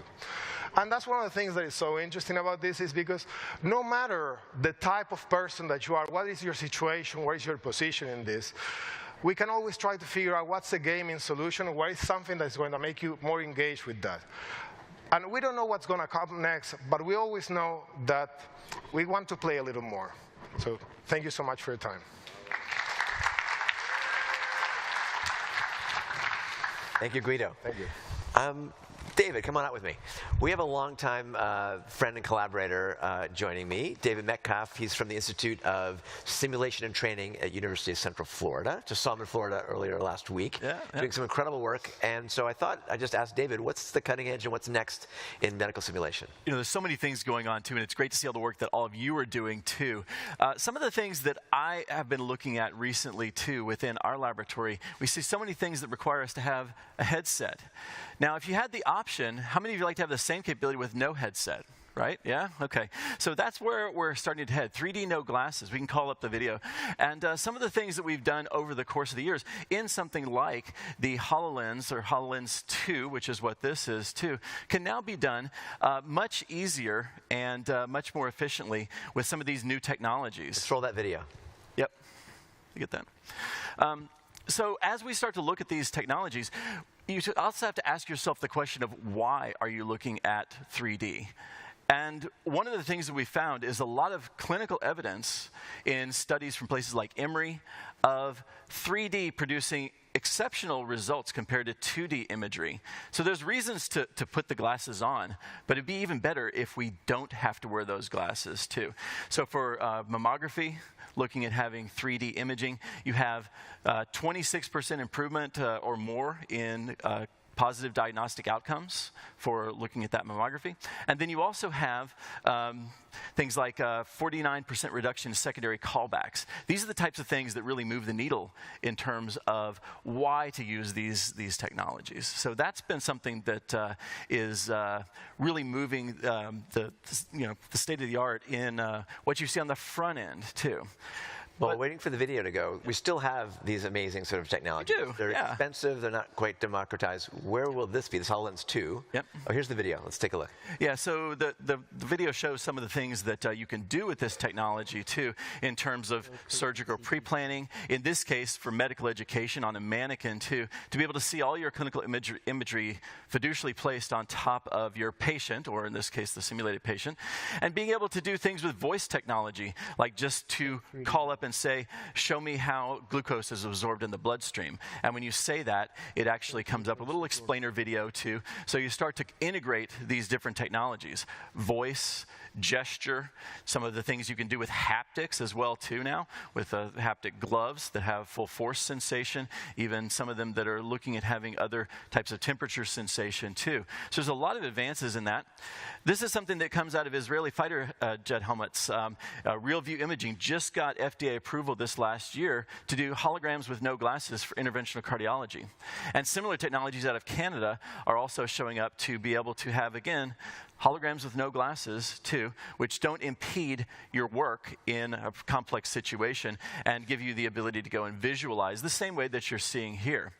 That front end is really important. And then what I've heard from a lot of you, too, is that the back end is important, too. What are we going to do with this data when it comes to having smart and intuitive, trusted digital twins of the types of patients that you have or the types of clinical procedures that you have. And things like, of course, we've heard a lot about blockchain technology and artificial intelligence to be able to activate that for a digital twin. In the military, where we do a lot of work for things like tracking combat medics and tracking corpsmen, you want to look at those individuals, maybe they've gone all the way up through a medical degree, from recruit all the way to retire, that whole spectrum. And being able to have a trusted record that can move between those based on open standards are some of the things that are really starting to move the needle on that next generation. The last thing is really the analysis, and I see so many people doing so much great work, but having people who can do good modeling and analysis, predictive analytics, those are some of the things we're trying to train into our students at University of Central Florida, and working with outside companies and partners. We saw a great interface to ChatGPT for accessing medical records securely and safely from Equidium Health recently. Those are the types of things that are moving the needle. I'd love for you guys to come and see those over in the innovation lab. We've got those set up right by the door where you would have gone to get your scrubs, so that you can actually experience some of this if you'd like to. And I guess, really the thing is, what are we going to do about the next generation? We talked about that a lot last week at the Impact Forum. Well, speaking of next generation, you have a medical school you're integrating with. There also have a lot of overlap with the VA and military technology, digital dog tags that you touched on. How do you integrate this in the next generation, whether it's a corpsman or a nurse or a medical student? Yeah, so what we're trying to do is make sure that we can support all of you, the scientists, the clinical researchers, the people that are really moving the needle on the science of these technologies. But you need people to support that too. What do those digital engineers and those learning engineers of the future look like? And how can we train them to? That's why I'm here, to learn about the things that are needed for the next generation skill set that we can put into the young people that are coming through. I mean, not all young people, but the people that are coming through to even to get retrained and see what they can do both in government, in medicine and health, and in other parts of society that can really move the needle for social impact. And that's what we're trying to train into our young people too, within a big public, very diverse, Hispanic-serving institution like University of Central Florida. Great. So putting on your futures hat and your NextMed hat, 10 years from now, where do you want to see these sorts of technologies, and what might be going to nursing, medical, pharmacy school look like? Yeah, so I think that a lot of these things are going to be integrated into the curriculum. We're already starting to see that too, so that's been exciting. And I do think that the future is that chessboard that you have in Star Wars, or that planning that you have in some of the Marvel superhero movies, where you don't have to have that, and having these activate on good clinical decision making, which, even with all the talk about AI and other things, the integration of the human and the machine working together seamlessly are some of the types of things that we're trying to activate right now through the research to show where there's evidence of effectiveness for this too. Not just to use the shiny baubles and the toys because they're nice new toys, but where can we have true outcomes? If we're actually moving the needle on clinical decision making, that's where the human intelligence and the machine intelligence working together gets pretty exciting. Awesome. Thank you, David Metcalf. Thank you. There. All right. We're switching gears a little bit. I think a thematic of NextMed Health is how do we take these technologies and move them into worlds that are not in San Diego or San Francisco or London or the sort of likely suspects of where we think about health innovation, Tel Aviv and beyond. And we're going to have a really, I think, engaging panel now looking at the future of public health and global health from several different perspectives. And no one better to lead off and moderate the session than the one and only Ralph Simon, coming to us from London. He's the Chief Executive of Mobility Global, a true global thinker, an innovator on his own stead, and he's going to introduce our panel looking at the future of public and global health at scale. Ralph Simon. Thank you, Daniel. Well, well, well, here we are. And this is one of the most exciting sessions in this entire NextMed gathering. And one of the reasons is, we've got our, here we are. You'll be filling it up, ladies and gentlemen. So great to see you all. And of course, the pandemic opened our eyes to inequities and the potential of technology to detect and respond to how we should overcome the pandemic. How can we build new systems, data, technologies, and partnerships for public and global health? Now, what's interesting is some healthcare systems have actually innovated more in the last 6 months than in the last 6 years by rapid adoption of virtual and digital health solutions. Very interesting that all of this should come in the wake of the pandemic. And in fact, a recent global McKinsey Global Institute report found that by 2040, global disease burden could fall by 40%, and preventative measures could be 70% of this reduction if all of these lessons that can be brought about by technology and future med can actually be brought to bear. So here on this particular session, we've got 3 wonderful specialists in various aspects of how we do just this. And the format of this particular session is that we'd like to introduce each of our 3 and then have a discussion about the areas in which they're covering, which we know and we hope will give you a really good feel for what actually can happen in terms of global and public health. Such an important area for change and to bring about. I mean, just think about it. During the pandemic, one of the big issues was ventilator sharing. Who would have thought ventilator sharing would have become an effective tool to use in actually meeting some of the challenges of the disease in the developing world? So we'd like to introduce our panel to you. First of all, we have Neve O'Hara. Neve is from New York. And Neve is the co-founder and the CEO of Biosha, which we'll talk about a lot. We have Eliam Poppa, who's here all the way from Nairobi in Kenya, giving us a really interesting view. And then Nora Latorre, who will tell us about something really interesting as well.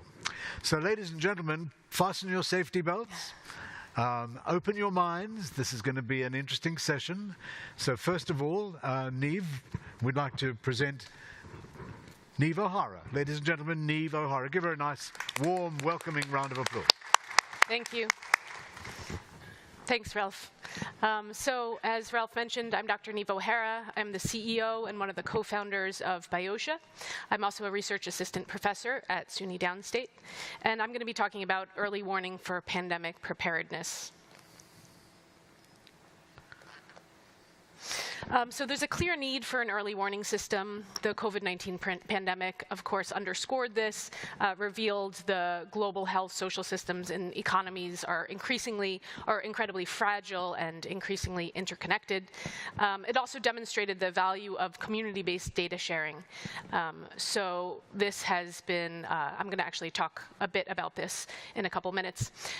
Despite this, we're actually witnessing a dismantling of a lot of these infectious disease monitoring programs. More than half of all infectious diseases could be made worse by climate change, and this is also compounded by land use changes, as shown in the video here. This is especially evident for vector or mosquito-borne pathogens as their habitats and breeding grounds expand. We are experiencing rising rates of drug resistance in many of these pathogens causing these infections. But despite this complexity, the factors that lead to pandemics are largely actually predictable. So I'm going to talk a little bit about genomics and how genomics is useful here. So all living things, including pathogens, as you know, contain genetic material, DNA and RNA. We use genomics, or the study of that genetic material, to not only identify pathogens, but also characterize and understand them. So what strains of influenza are circulating in a population, if a pathogen is evolving. So this video here shows genomics at work for SARS-CoV-2. On the left-hand side, you can see mutations accumulating, giving rise to different variants. And then on the right-hand side, you can see those variants distributed across the world. So in this way, we can really actually see how a virus evolves, and this can be used to inform public health response. So for example, when to go into lockdown or restrict travel. These data are also used to design diagnostic assays and vaccines as well. But ultimately, I wanted to include this video here because it really shows the triumph of science during the pandemic and what can happen when researchers share their data globally. And so what we want to see is this sort of sharing for all pathogens. So there are a few ongoing infectious disease monitoring programs. There are a number across the world, so I'm going to highlight a couple here. The first is the World Health Organization, their hub for genomic excellence in infectious disease. And so they have a network of 150 countries. They've been using genomics and epidemiology to track infectious disease. Another program is the Sentinel program. And so this was started by the African Center of Excellence for Genomics and Infectious Disease and the Broad Institute. They're operating in West Africa, and they are building lightweight assays that can be deployed in the field, and then also some deeply insightful genomics-based assays. At BIOSHA, we have recently launched the Pathogen Watchtower program. So this is, together with support from the Rockefeller Foundation, we were able to support work across 12 organizations across the world. So this is in 8 countries and 4 continents. I'm going to highlight a couple of these groups here. So we have a group in Chile who are doing viral surveillance of avian migratory hotspots. So they are collecting bird droppings, and they are sequencing them and identifying viruses that are circulating. This is especially relevant given the recent avian influenza outbreak and the fact that increasingly we're actually seeing migratory birds carrying avian influenza. Another group in Nigeria is collecting blood samples from a rural community, from patients in a rural community, and looking at co-infection of arboviruses and malaria. And then our partners in Brazil, who are affiliated with Fiocruz, are doing biosurveillance of circulating viruses using mosquito metagenomics. So they've actually set up thousands of traps, teeny mosquito traps across the country, and they grind up these mosquitoes, do sequencing, and identify viruses that are circulating in these populations. So I'm outlining here some of the components we've identified of an early warning system. For an early warning system, you need to put it in context, right? So there are drivers that are increasing these infectious disease threats that we're seeing. They include climate change, other environmental disruptions, biodiversity loss, globalization, social determinants of health are all key factors. We onboard varied data streams onto the early warning system that we've developed. It's important to not only look at epidemiological data, so we onboard genomics data and Earth observation data, climate data, human mobility, socioeconomic data, and media. And we structure the data in using a federated approach. So in this way, the owner retains the data, the user retains ownership, and the insights are shared. So this preserves data sovereignty, and it really is especially important as we're working across borders, so for international collaboration. We have been building this out in a community-driven way, so we actually have a very sort of open platform where distributed teams develop data science for their specific use cases. And then in terms of output, we produce risk maps that a lot of work needs to go into integration with public health systems and agencies to inform response. So for example, vector control, where and when to spray for mosquitoes, coordination of resources, and then the data is also used in diagnostic design and vaccine design. The impact is data-driven decisions, improve public health outcomes. As I mentioned, we have been working at Biosha, building an early warning system, which we call GeoSeek. And we've just done an alpha launch of this platform in November. And we already have more than 100 countries' data on there and more than 40,000 genomic samples. And we've built this together with the Rockefeller Foundation and Fiocruz and Institut Pasteur. And we were honored to present to the United Nations General Assembly about a month ago, together with the WHO. So we're really working to build international support and collaboration around this. So some key takeaways. We are adopting a philosophy of global data philanthropy and a new logistics for locally sourced information. Genomics provides a key insight here, but it's important to incorporate varied data streams. So climate data, Earth observation data, epidemiology, social determinants of health. And then an effective early warning system really needs to be integrated with local public health teams to guide interventions. We have a preprint that is up that's also under peer review, so if you're interested more on that. And we have a home for GeoSeek at geoseek.com. And again, this is really an open platform, so we're looking for collaborators and building this out together. So feel free to contact us or come find me. And just wanted to thank Dr. Kraft and Ricky and the NextMed health team, our team at Biosha, our partners at the Rockefeller Foundation, my co-founder, Dr. Chris Mason at Weill Cornell, and the Metasub Consortium. And thanks so much for your time. Thank you, Neve.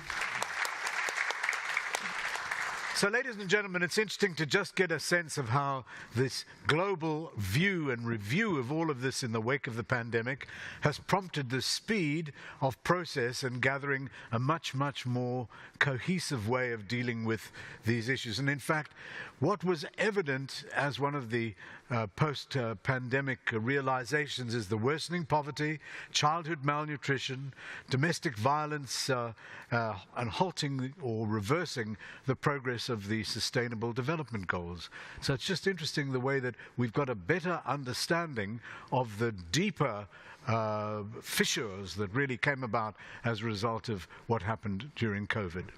And this actually brings us to our next speaker, who is somebody that has a fantastic ambition and goal, and he's well on the way to achieving it.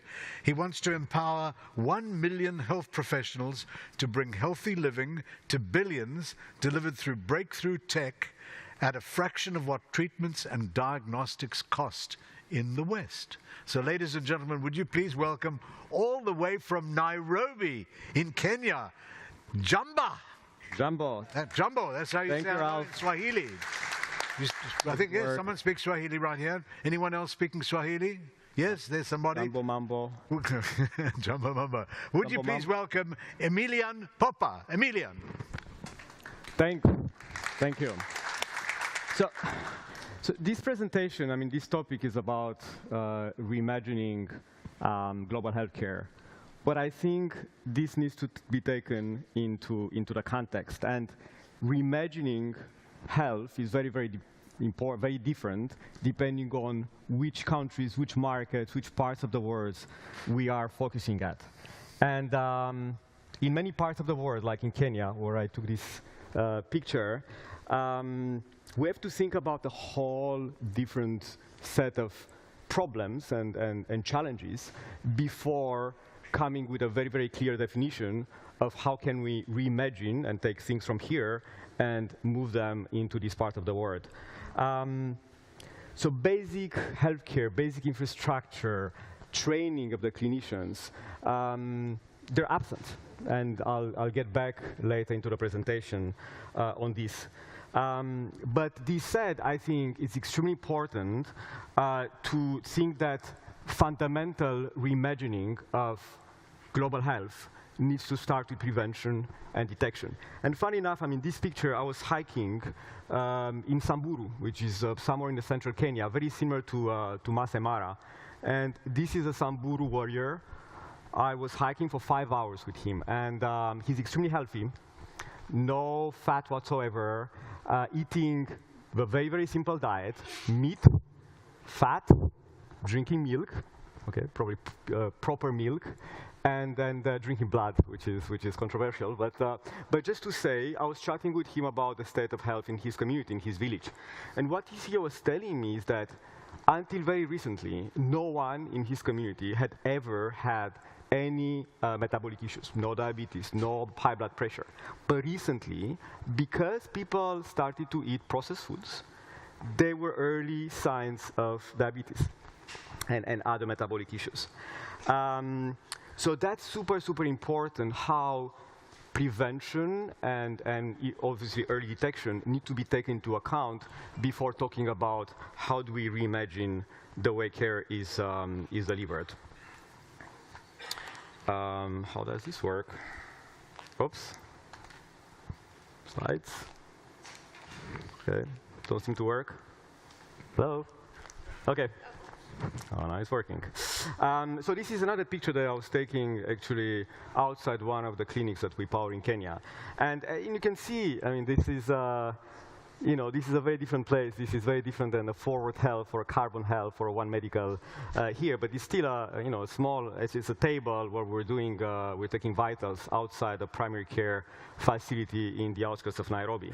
So it's really we need to contextualize the way we look at this reimagining of the care. So we need to be extremely humble and realistic. Because in most of those markets, there is a complete lack of provision. As you say, infrastructure is very basic. Technology plays a role, and I totally believe in technology, and I'm building a technology-enabled primary care company. But I think technology is just a piece of it. And before we think of technology, we need to think of what the context says, what are the price points. Just for the sake of understanding, a Kenyan spends $70 per year in the whole healthcare delivery, from primary care, hospitals, medications. An American spends, whatever, $7,000 to $10,000. In Europe, I think we spend between $3,000 and $5,000, so $70. Now, with $70, just imagine what can one really do in terms of healthcare provision. And most of the care is out of pocket. Is only 2% insured individuals in Kenya, privately insured. The national health insurance is extremely basic, covers only about 20% of the people, and does not work properly in outpatient care. Outpatient care is mostly private, delivered by 20,000 small clinics across the country, run by nurses, by nurse practitioners. There's no doctors. So there's a lot of clinics.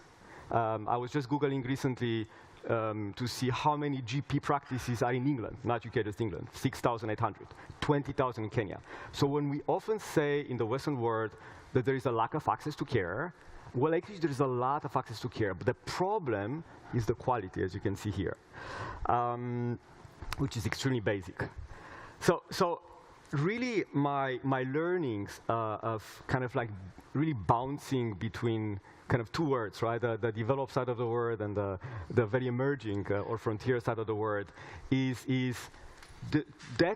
those are two very different words. But I think what we need to keep in mind and what the commonality between those two words is actually preventative care.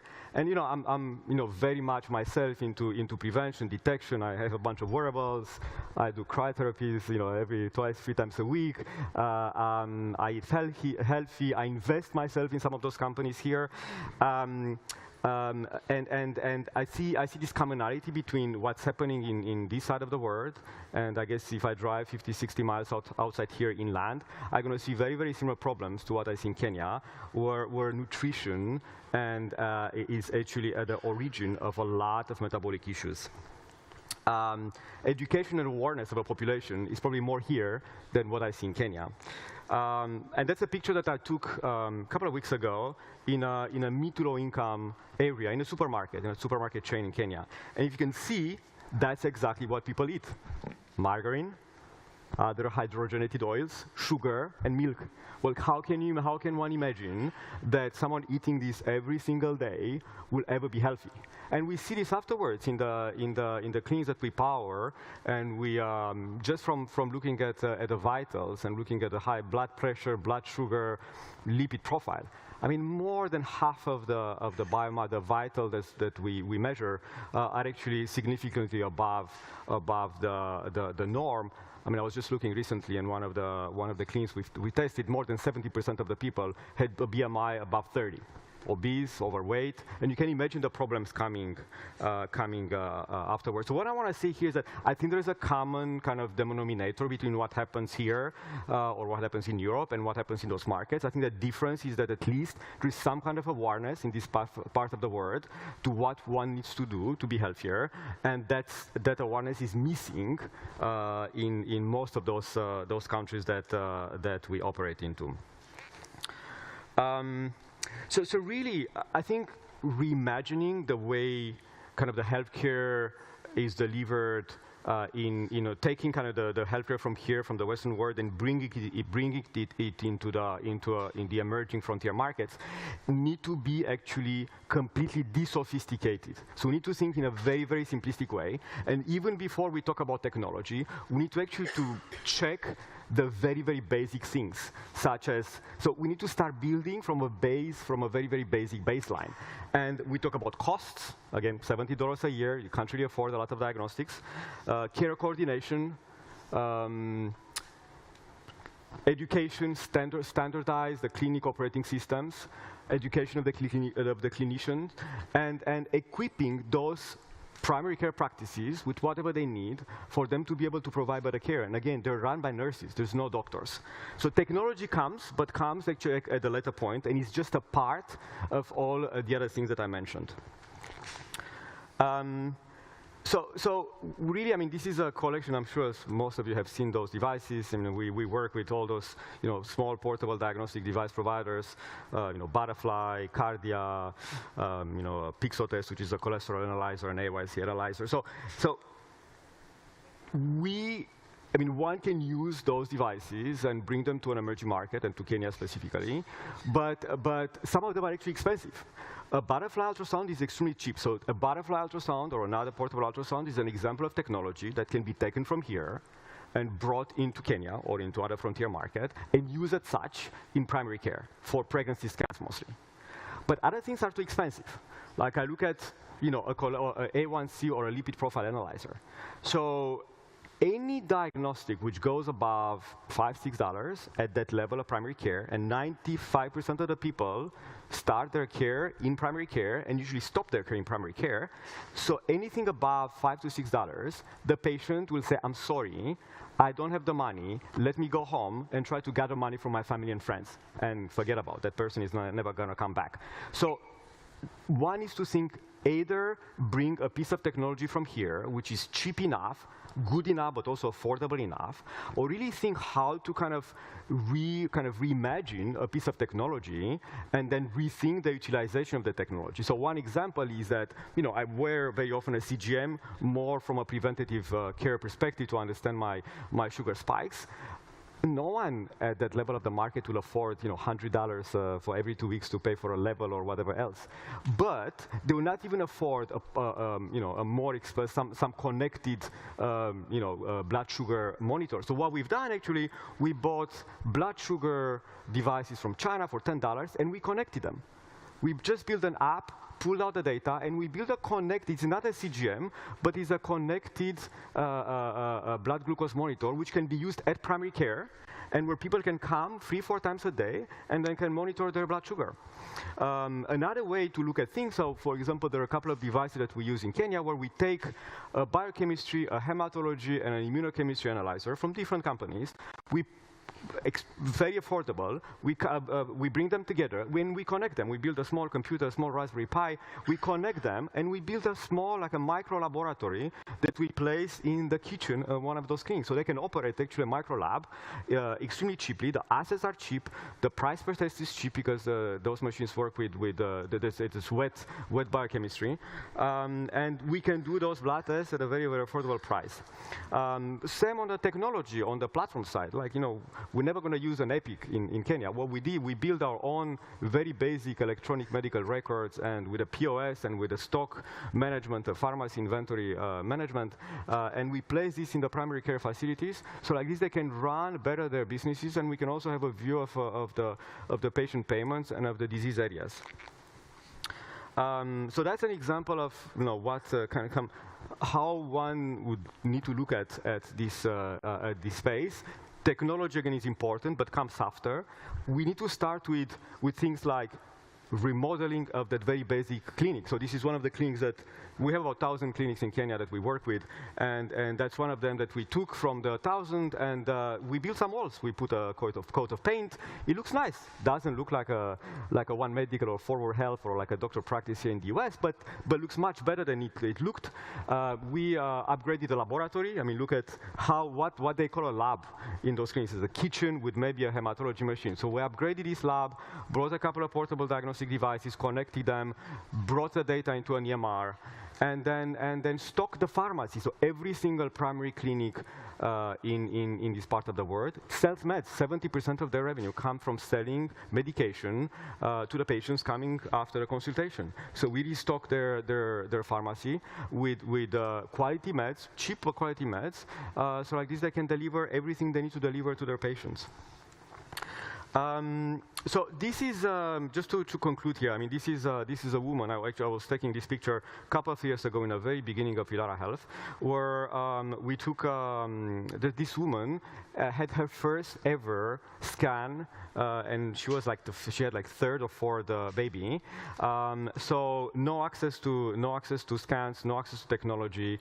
We really, again, going back to the basics, need to be very humble, very simplistic. Think of a baseline, bring technology, but only when and if needed, and when the other different points are actually covered. Thank you. Thank you very much, Emilian. Awesome. You know, ladies and gentlemen, when Emilian mentioned the fact that there are 20,000 clinics, the whole role of the community health worker, particularly in these emerging developing countries, is absolutely vital. They play a huge role within the society because they can communicate directly with the people, with the families. They know the families. In a way, it's kind of like someone from a church pastor that would have a relationship within the community, which actually serves as a very, very important binding unguent to really keep the community together and to keep the health practice together. So now we'd like to bring our final speaker and presenter in this particular session, and then we'll have a short chat thereafter. And we'd like to introduce you to the CEO and the K-12 program founder of Eat Real. So ladies and gentlemen, please welcome, all the way from California, Nora LaTorre. Nora, welcome. Thank you. Wonderful. Well, I'm going to go quickly, I promise Daniel. I'm going to be speaking today about American health collapse, longevity starts in childhood. What is the American dream? To fully experience life, liberty, and happiness, to build a better life. What is progress? To give your child a better life than you had, or at least as good of a life. The opposite is happening. We're experiencing American health collapse. What is American health collapse? American health collapse is that millennials, I'm a millennial, an elder millennial, thank you.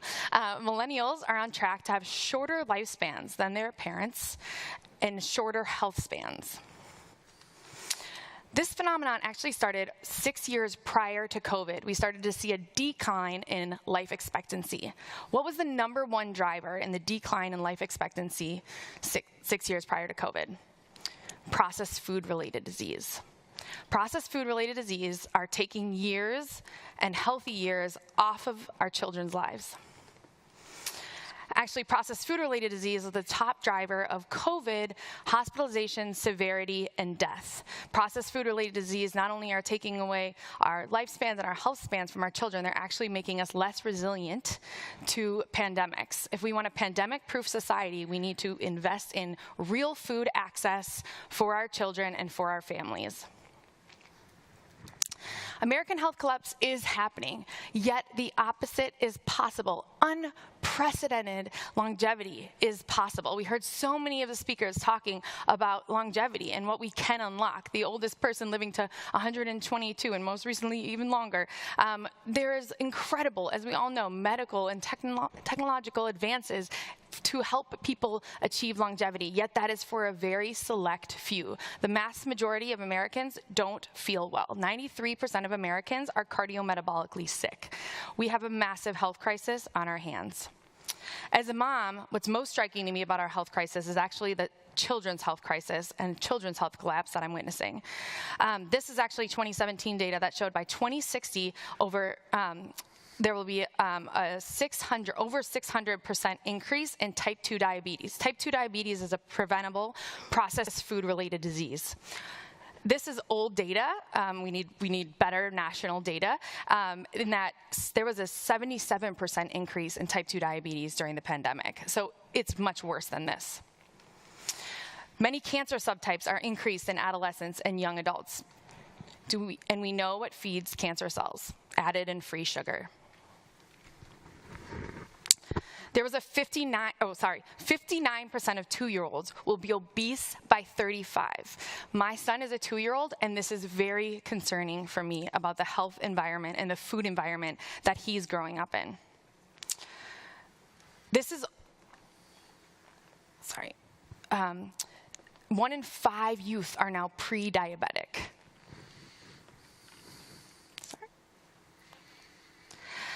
So one marker of our food system is how much sugar is in our food system as a key ingredient in ultra-processed food. Do you know how much sugar we consumed in the 1800s? I'm going to show you. It was about, well, let's get this out. It's about 4 pounds of sugar we ate, which then it was even pretty new. Now, do you know how much sugar our kids eat a year? 65 pounds of added sugar, and we actually think it's more than that. That is enough sugar to fill a bathtub a year. Our kids are eating a bathtub of added sugar a year. This is not making them healthier. This is just one of the things that our program looks at as we transform our food system in America. But our program actually removes 15 pounds of added and free sugar from children's diets. Oh, sorry. Oh, goodness. Okay. Sorry. Whoop. Can we advance one? Now at a time when oh, thanks. Perfect. Upgrade. Sweet. Thank you very much. Okay, great. So in this moment, we just saw that the American Academy of Pediatrics introduced weight loss drugs for 12-year-olds and surgery for 13-year-olds. That's not a long time to be on this planet. We can increase access to kids' food early in life and to their families to prevent these diseases before they start, to stop disease before they start. So things like surgery and drugs aren't needed for a child so that they can be on the playground instead of in the doctor's office or on the surgery table. This is a massive challenge. I will say that also the Surgeon General just called for massive action on our mental health crisis, and food can be a key ingredient in creating mental health and happiness for our youth. Actually, I have a daughter as well, and it's really concerning to me, particularly our girls' mental health crisis. We know that there was that 57% of teen girls persistently felt sad or hopeless. This increased dramatically in the last decade, in 10 years. Our girls don't feel happy, and we know that serotonin, 90% of our serotonin, the happiness hormone, is made in our guts. Food can feed mental health. This has a huge impact on our economy. In the United States alone, $4.1 trillion is spent last year on healthcare. We call that sick care because 75% of those costs, about $3 trillion, is actually ultra-processed food disease. This is preventable, and we don't need to print as much money. We spend more as a country. This is the United States spending the most per person, and our life expectancy is the lowest among high-income nations. This is unacceptable. We're the richest country in the world, yet we have the worst health outcomes. I actually really appreciate this global health dashboard showing red alert. We have a massive problem on our hands, and we must do more. We were advisors on the White House Hunger, Nutrition, and Health Conference, and they set bold, important goals to reduce processed food-related disease and end hunger by 2030. This is a very important step forward, but as I just mentioned, we are not on track whatsoever. I think that we need a national dashboard that shows our progress against those stated goals. So I just quickly did this on Canva last night, showing that, how do we have month-over-month live tracking around how are we doing on ultra-processed food disease, how are we doing on hunger, how are we doing on unhappiness. Ideally, in a dashboard, you would look at sleep, exercise, social connectivity, et cetera, as well. But we should have a national health dashboard showing how our population is doing, and we could go global with that. I will add that this is quickly becoming a global problem. In the United States, we export our food system and we export our problems, and we're seeing that, and we just heard that this is a global problem, and we need global coordination as well as national coordination across government agencies. So 67% of our kids' calories are ultra-processed calories. Our food system can help reverse this problem. Our food system can help solve American health collapse. There's a Desmond Tutu quote that says, "Don't go where the bodies are being pulled out of the river. Go where the bodies are being put in the river." We can increase real food access early for children and prevent these diseases, these costs, this state of health.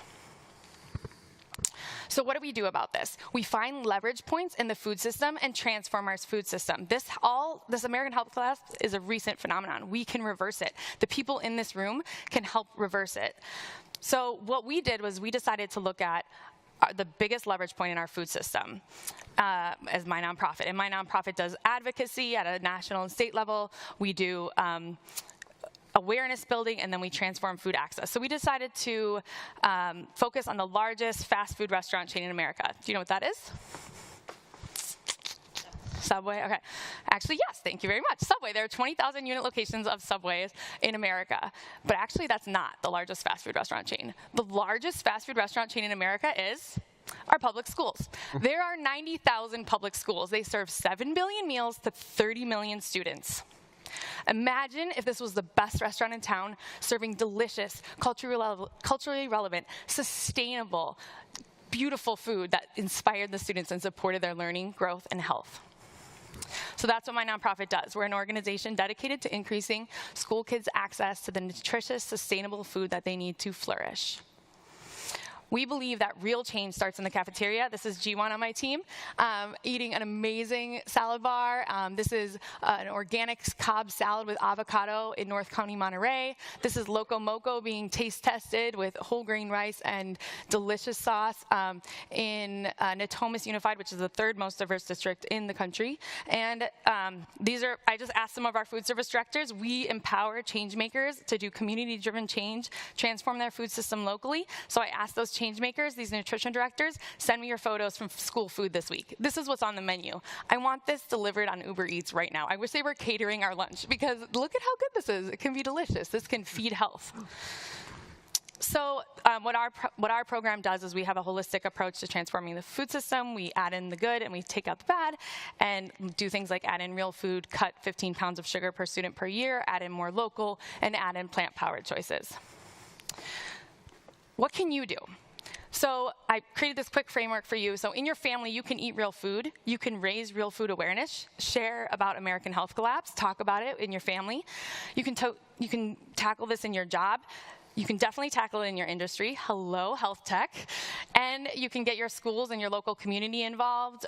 We have a wait list of over 2,000 schools, but we're happy to start partnering with more schools and unlock that wait list. You can back scalable nonprofits like Eat Real. We're on track to shift $1 billion of school food purchasing by 2025 with just $20 million of support. We can make massive change quickly and change this health trajectory for our kids. We also need your voice. There are some major national policies being voted on right now.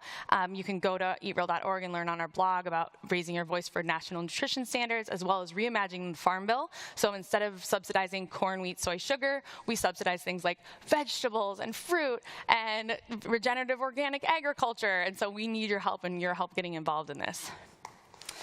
Finally, I'll just say that real food helps stop disease before it starts. Real food is our best chance at giving longevity for all. Real food is the best way to reverse American health collapse and give every child health, happiness, and liberty. Thank you. Thank you. And I hope you'll join us. Thanks. Thank you very much, Nora. Just amazing, really, when you think that it's the school system that actually is the largest bad restaurant chain in America. Amazing when you think about that and just the implications of that. So in essence, really, the lunchroom at school should be the classroom at school. That really is what you've been kind of summarizing here, and about the importance of healthy food. And what I thought would be interesting to just take a look at with our three speakers is, after what you've heard from each of you, and then what you've just described about Kenya, and of course you've spent time in Angola and all over Africa, Southern Africa, South Africa.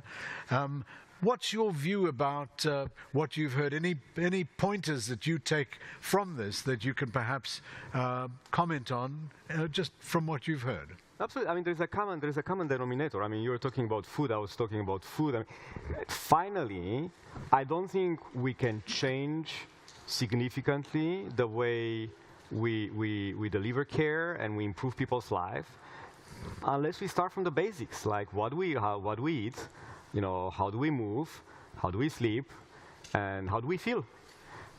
So it's really, I think that's the common denominator. And funnily enough, I don't think there is, at that level, there is such a big difference between 50 miles outside San Diego inland and what I see in mid-income communities in Kenya. I mean, people are extremely sick, and then we can bring all the possible portable diagnostic devices and do tests for a couple of dollars and do whatever.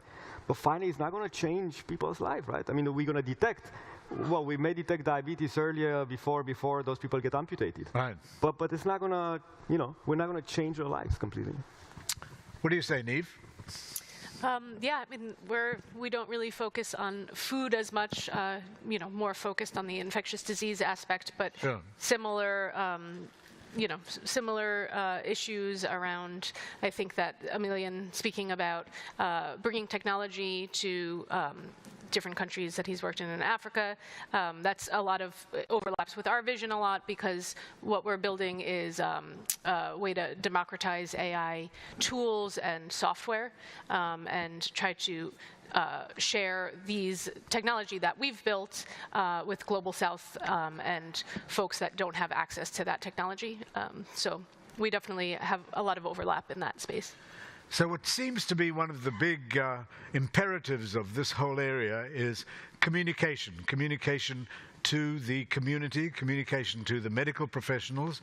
And obviously the better you can do that, that harnesses in it all of these new approaches. Some of these approaches are old approaches, but perhaps clothed in a new kind of healthful clothing, is really a key to being able to change the global picture and having impacts that spread. Of course, America is very important for influencing so many territories, but also we're seeing now with the changing nature of popular food groups and how they manifest themselves for health, and the importance of the biome, the gut biome, which obviously you work on as well. These are all important areas to consider in the future. So, Nora, just be interesting hearing your comments about this focus on really changing the way that schools can educate young people and their parents in a far more definitive way than has been happening for the last 40, 50 years. Amazing, really, when you think half a century has elapsed and old patterns remain, and young people tend to get at least disease in sight much sooner than they should do. So certainly hearing some of the comments that you made and the pointers that you advised on how this could change are really well taken.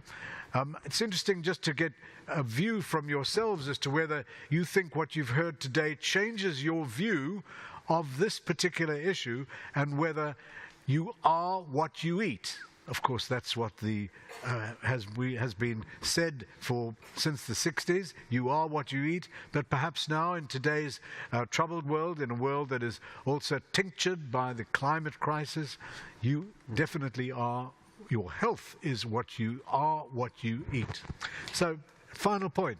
Just, I think I was thinking about this term this morning and preparing for this of there's BOGO, but there's COGO, which is change one, get one. Also, I just want to give a shout out that as we change our food system and optimize it for human health, the top solution is the climate change, the top two are food solutions. So we start to, as we change one, we get one. As we change our food health for change the food system for the health of our kids, we're going to change the health of our planet as well.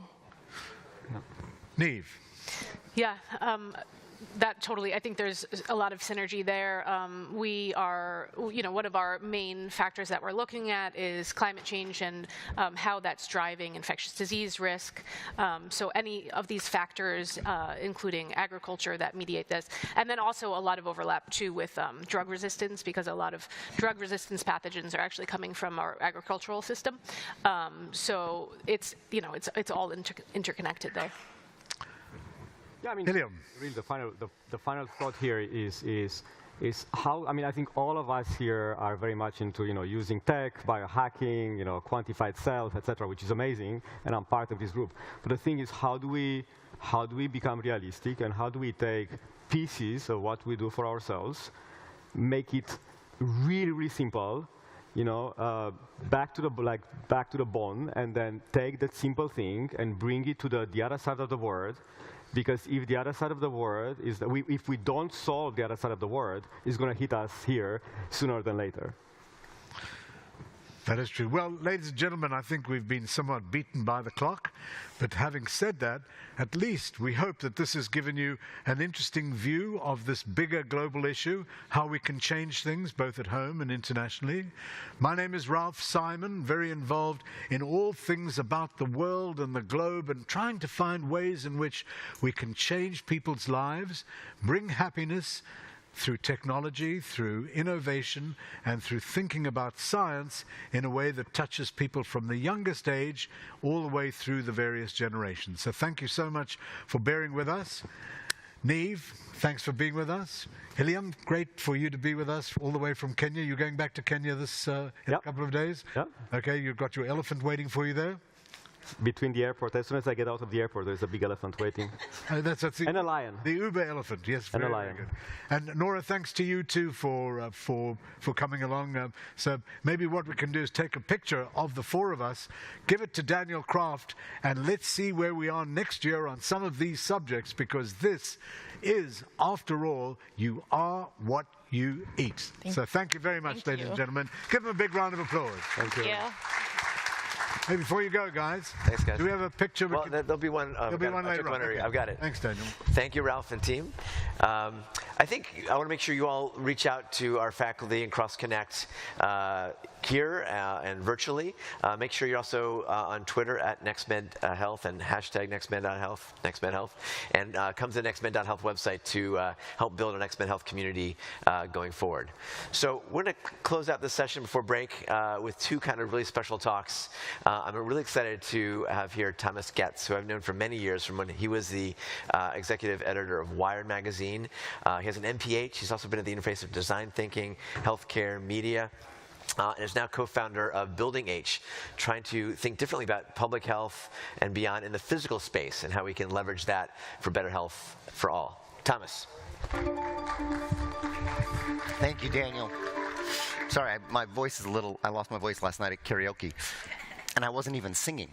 So, all right, so as Daniel said, I was sitting at Wired about 15 years ago and looked around the room, and I saw nobody with any gray hair. And so I wondered, what am I going to do in the future? So I did what any English major does. I went and got a Master's of Public Health. And that led me to this observation that we make health really hard in this country. We make it incredibly challenging to lead a healthy life. And so I wrote a book about decision-making called The Decision Tree, and it was about kind of how all these stuff that we've been hearing about for the past couple of days, all these amazing tools and technologies, sensors and genomics, could help drive better decision-making for individuals, which is a great idea and is flourishing and helping some people, but it's not solving the problem. It's not the larger problem at hand. So then I did what any English major with a MPH does. I thought I'd just start a company. So I started a company called Iodine, and Iodine was about driving better decision-making around medications, because that's a really hard part of medicine. There's a lot of failure, a lot of struggle with medications. And that, again, helped some people, and then I sold it to GoodRx, which is an amazing company which helps people with the affordability of medications, right? Which is a very real, tangible problem. If you can't afford a medication you're prescribed, you're not going to take it. So GoodRx was able to improve that part of the decision-making process. But again, I had this kind of nagging realization that we still weren't addressing the problem. So this is one slice of the larger problem that I started to grapple with. So you just heard about this, so you'll know the answer. But if you think about U.S. children when they reach age 35, you just heard this, 59% of them are going to be X, and X is obese, right? So we know that. So it's okay. We have medicine. We have medicines like Ozempic, right? All of these GLP-1 agonists, which are amazing drugs, and they take care of the problem, right? It's gone. For the low price of $2,500 per patient per year, and if you think about 50% of our population is going to be obese, well, that is just a nice, tidy sum of around $4 trillion. So can we afford that? Can we do that? Is this actually solving the problem? Or we can do gastric bypass, right? An amazing procedure where it actually is incredibly effective at solving the problem for many people, where you just kind of nip and tuck and the stomach disappears, which is, again, fantastic for a lot of people. But is this the way we want to solve the problem? Do we really want to put half of our population on a prescription drug for life and spend $4 trillion? Or remove and kind of readjust our internal anatomy? Is that actually solving the right problem? Obesity is just one slice of kind of the larger kind of tableau of what I've been kind of ruminating about, because it's one of many plagues, what I call plagues of modern life. These are the so-called diseases of civilization, right? These are the kind of what happens to us just by going about our everyday life as a American citizen, or oftentimes increasingly in the world, right? If you just play by the defaults, you end up oftentimes, inevitably, with one of these conditions.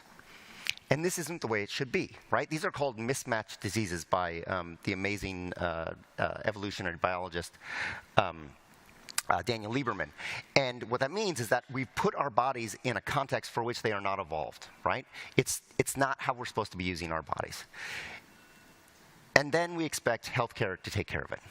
And I know this slide may not rub right with a lot of you, but I think that was kind of the point I was trying to make. Healthcare is not the solution. Healthcare is not going to solve the problem. It will help a lot of people, but it's not going to fix what's going on. In fact, a lot of the ways we approach these problems is at the tail end when they've already happened, right? So yes, we have healthcare. Yes, we have lifestyle. We can ask people to change their behaviors. We can ask them to make better decisions. But that is a real struggle and a real problem. And it isn't fair. It isn't fair to ask individuals to fix the problem that society has put upon them. Or if you want, kind of go to the course of traditional public health, you look at policy. You look at policy changes, try to make changes in government regulation that might address it. But I want to put to you today that the real opportunity here is to change the products, to look at the commercial environment in which people live. If we could tackle that, if we could get better, healthier products in front of people, like you just heard about food, then we could actually start to change the fabric of civilization. So how does that happen? Well, so my co-founder at Building H, Steve Downs, came up with this phrase called the product environment, which is an analogy to the built environment, right? But if we think about the environment of all the commercial contexts in which we live our life, they're the very familiar companies that we use and consume every day. These companies, just these 19 companies, spend about $31 billion a year on advertising. So that is the default mode, right? That is the message that is being sent. So that product environment is really what we're trying to counter-program or to kind of work against. But we don't just want to kind of think about, and specifically we break it down into this framework. There's these 4 industries that we think about. So food is obviously a central one, but there's also housing, there's entertainment, there's transportation, and they correspond to these 5 behaviors that really are highly correlated with health or illness. So we look at eating, sleeping, socializing, moving, and what we call outsiding, which is just going outside. Being in nature, turns out, is highly, highly correlated with healthy outcomes, irrespective of exercise. So that's the kind of way we've been thinking about the problem, breaking it down. But we realized we can't just be scolding companies, right? We can't just be scolding the makers of these products and services and expecting them to somehow change their priorities, change their incentives, change their profit motives, right? We need to give them the tools that allow them to actually build differently and to create better products. So the first thing we did was something of a blunt instrument, something of a hammer.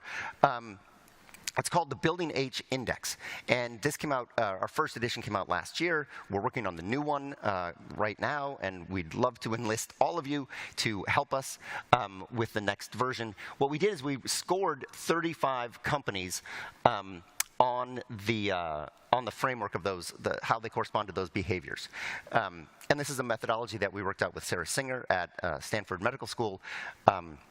So as you can see, the top score is this company called Cul-de-sac, and it's an amazing company. They're a development company, housing development, and they're building actually car-free communities. They just did one in Tempe, Arizona, and they're about to build one in Atlanta. So it's a great example of how we can actually physically build for health. We can build healthy communities. Now, on the other extreme, you see Netflix, right? Which is the worst of all the streaming companies. And it's the worst because when we looked at these 5 behaviors, Netflix is exquisitely engineered to have certain outcomes. It is designed to make you stay in your seat as long as possible. In fact, Netflix has communicated to its investors that, as you heard yesterday, that their enemy, the competition, is sleep. And they've also stated that they want to, if they're succeeding, they're going to have their customers spend less time socializing. So they are actively working really effectively at not the intended outcome, but the inevitable outcome of bad health for their users. So this is the framework that we use. We also offer suggestions for companies on how they could do better. For instance, Netflix uses autoplay. They build it in so that next video just scrolls ahead. They even do that for children's programming. So they could make that optional, right? They could make it optional for kids to not just kind of roll into the next cartoon. So those are ways that some of the companies could get better, but we wanted to give them even better tools. We wanted to give them better kind of framework for building for health. So what we were thinking about was what kind of structures or guidance could we give companies, not the ones that already exist, but the entrepreneurs, the builders, the designers who are cooking up companies right now, right? Like 250,000 tech workers, a lot of amazing engineers were just laid off. How can we inspire them to go out and build for health? So what we wanted to do was to create a framework that speaks to them in their language, that uses the vernacular of the actual builders. So this is the world of OKRs and KPIs, right? Objectives and key results and key performance indicators. I've worked at a tech company for the last 10 years. These companies are driven by the numbers and the targets they set, right? From the very top, the corner office, to the everyday workers. Everybody lives and dies by the targets they set, by the numbers that they deem to be their company's priorities. So how can we get health inserted as some of these companies' priorities? Well, what we did is we took a page, or we're taking a page, from some of the design frameworks that currently exist. So William McDonough, a very famous architect of cradle-to-cradle frame, created these principles of sustainable design. So how can you design buildings so that they're healthy for the communities and the environment, right? So that's his framework. More recently, Microsoft has been a pioneer in creating inclusive design principles. So in fact, just last week, they came out with a new edition of their inclusive design principles, which are really helping people design software that doesn't just serve the needs of a so-called normal person, but actually serves a diverse community. So these are really important frameworks. So we thought, can we do the same for health? So we're cooking up these healthy design principles, what we think is hopefully a way for an engineer or builder designer to build products in digital and physical space that actually yields health. So we want them to foster human contact, not conflict, right? We want to bring people together in a positive engagement. We want to have them be active. We want to have products that foster activity, not passivity. So leaning forward, not leaning back.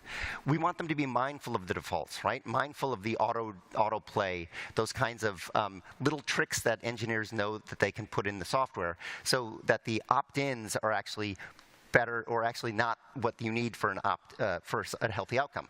So if you're asking somebody to opt in for a healthy outcome, you're going to lose 95% of the people. So make it the opt-out. And then finally, obviously, the more you use, the healthier you get, which sounds simple, but is definitely not the case with most products or services we use. And finally, we want them to own the outcome. We want companies to be mindful of the externalities, what economists call the externalities of using a product. So those have to be numbers that are accounted for, that are factored for. Just like in climate change, we have things like climate taxes, right? We start to price in these unintended consequences. So these are the kind of first stab of our healthy design principles. We want your help in thinking about what we can do for the next version and how we can expand it and make it ever more useful for people. We're inspired by such amazing thinkers as Buckminster Fuller, and we want you to join us. We think that together you can use this handy QR code. You can sign up for a newsletter. You can join our team to rate the next kind of portfolio of companies for our next edition of the index. But we think together, with your help, we can actually start to build a better, healthier civilization in everyday life. Thanks very much. Thank you, Thomas. Great work. Are you starting to see this like spark around the world? These new, cities of the future, NEOM, et cetera, integrating this, which doesn't often happen in the more archaic, already built cities. Yeah. So there are. I mean, there's like cul-de-sac. There are some amazing companies, developers who are taking the lead in this. There's some cities that, here in California, there's a huge need for new housing, and a lot of developers are thinking about how they can make that imperative for new housing be actually healthier. So those are incredibly good starts. But then you have, the rest of the country or the rest of the world, which is just building more sprawl and more of these kind of default cookie cutter environments that are not healthy. So we got to work harder. Thanks for great work. Thanks. Thomas. All right. All right, to close us out, our friend Gautam Gulati, who is a physician as well as the founder of the Well Home. So we're coming from bigger spaces, as Thomas described, to the spaces where we spend almost the majority of our time. So with that, Dr. G. Thanks. Hi, everyone. I'm Dr. G. I'm a polymath doctor who has spent a bulk of my career innovating at the cutting edge of technology inside of health. I now spend a bulk of my time thinking about the intersection of healthcare and real estate, and I'll explain that in a second. But I first want to start off with a story. This is a photo of my father. He was diagnosed with a rare form of Alzheimer's in 2012. It was called Lewy body dementia, where your motor capacity deteriorates faster than your cognitive capacity, and it's almost like being trapped in your own body. It's a really horrible condition. And so I became the primary caretaker when his disease progressed and my parents decided to move in with me. And so as a medical doctor, we got him the best clinical care that you could get, right? He had great access, great treatments. We were up to date on the diagnostics. But what I quickly realized is most of his outcomes and his quality of life was tethered to how he navigated inside our home, where he spent a bulk of his time. And so I looked for resources and outlets to find out, where can I get answers to some of the questions that I have? And there was nothing there. Things like, when do you put a shower bar inside the shower so he doesn't fall? When is he at fall risk? Are there digital health tools that we can utilize to notify us if he falls? Are there things that we can put on our doors if he's at flight risk and track his movements to ensure that he's safe when we're not home? Are there things that we can do from a lighting perspective, from materials, from colors, from sound, so that when he experiences sundowning or agitation in the evening, we can address those appropriately? Are there things that we can maneuver around the house and create patterns of recognition that are familiar to him so he's not tripping on the rugs or things that we put in his path? Are there ways that we can create social connection so that he feels included as part of the conversation? So these are all questions that when I looked around were not being addressed anywhere in our healthcare systems. And clearly doctors did not have the answers to all of this stuff. And so I realized that if I was having these questions, millions of other folks were having similar questions, not just for conditions like Alzheimer's or dementia, but things like migraine, sleep disorders, asthma, arthritis, and a dozen other conditions. And so I've made it my mission to help manage, prevent, and reverse chronic illnesses by applying the science of healthy design to our homes. Now, just a quick show of hands in the room. I'm curious, how many of you guys know of an individual who's living with a chronic illness at home? Just quick show of hands. Yeah, almost everyone in this room, and that's not really surprising. When we look at the data, roughly 64% of adults in the United States are living with one or more chronic condition. And of that, 42% are living with two or more chronic conditions. And this is becoming a worsening crisis over time. We heard a lot of things over the past couple of days that were shared by Ken and talking about the age wave as well. What's also interesting is that when you look at the post-pandemic information on where we spend our time, 91% of our time is spent indoors. And of that, 76% of that is spent inside of our own homes. That's astonishing. And then you combine that with the rising cost of what chronic conditions cost us in this country, it's out of control. I mean, this is going to bankrupt our country. And so we need to move upstream in order to solve the problem. And I believe health begins in the home.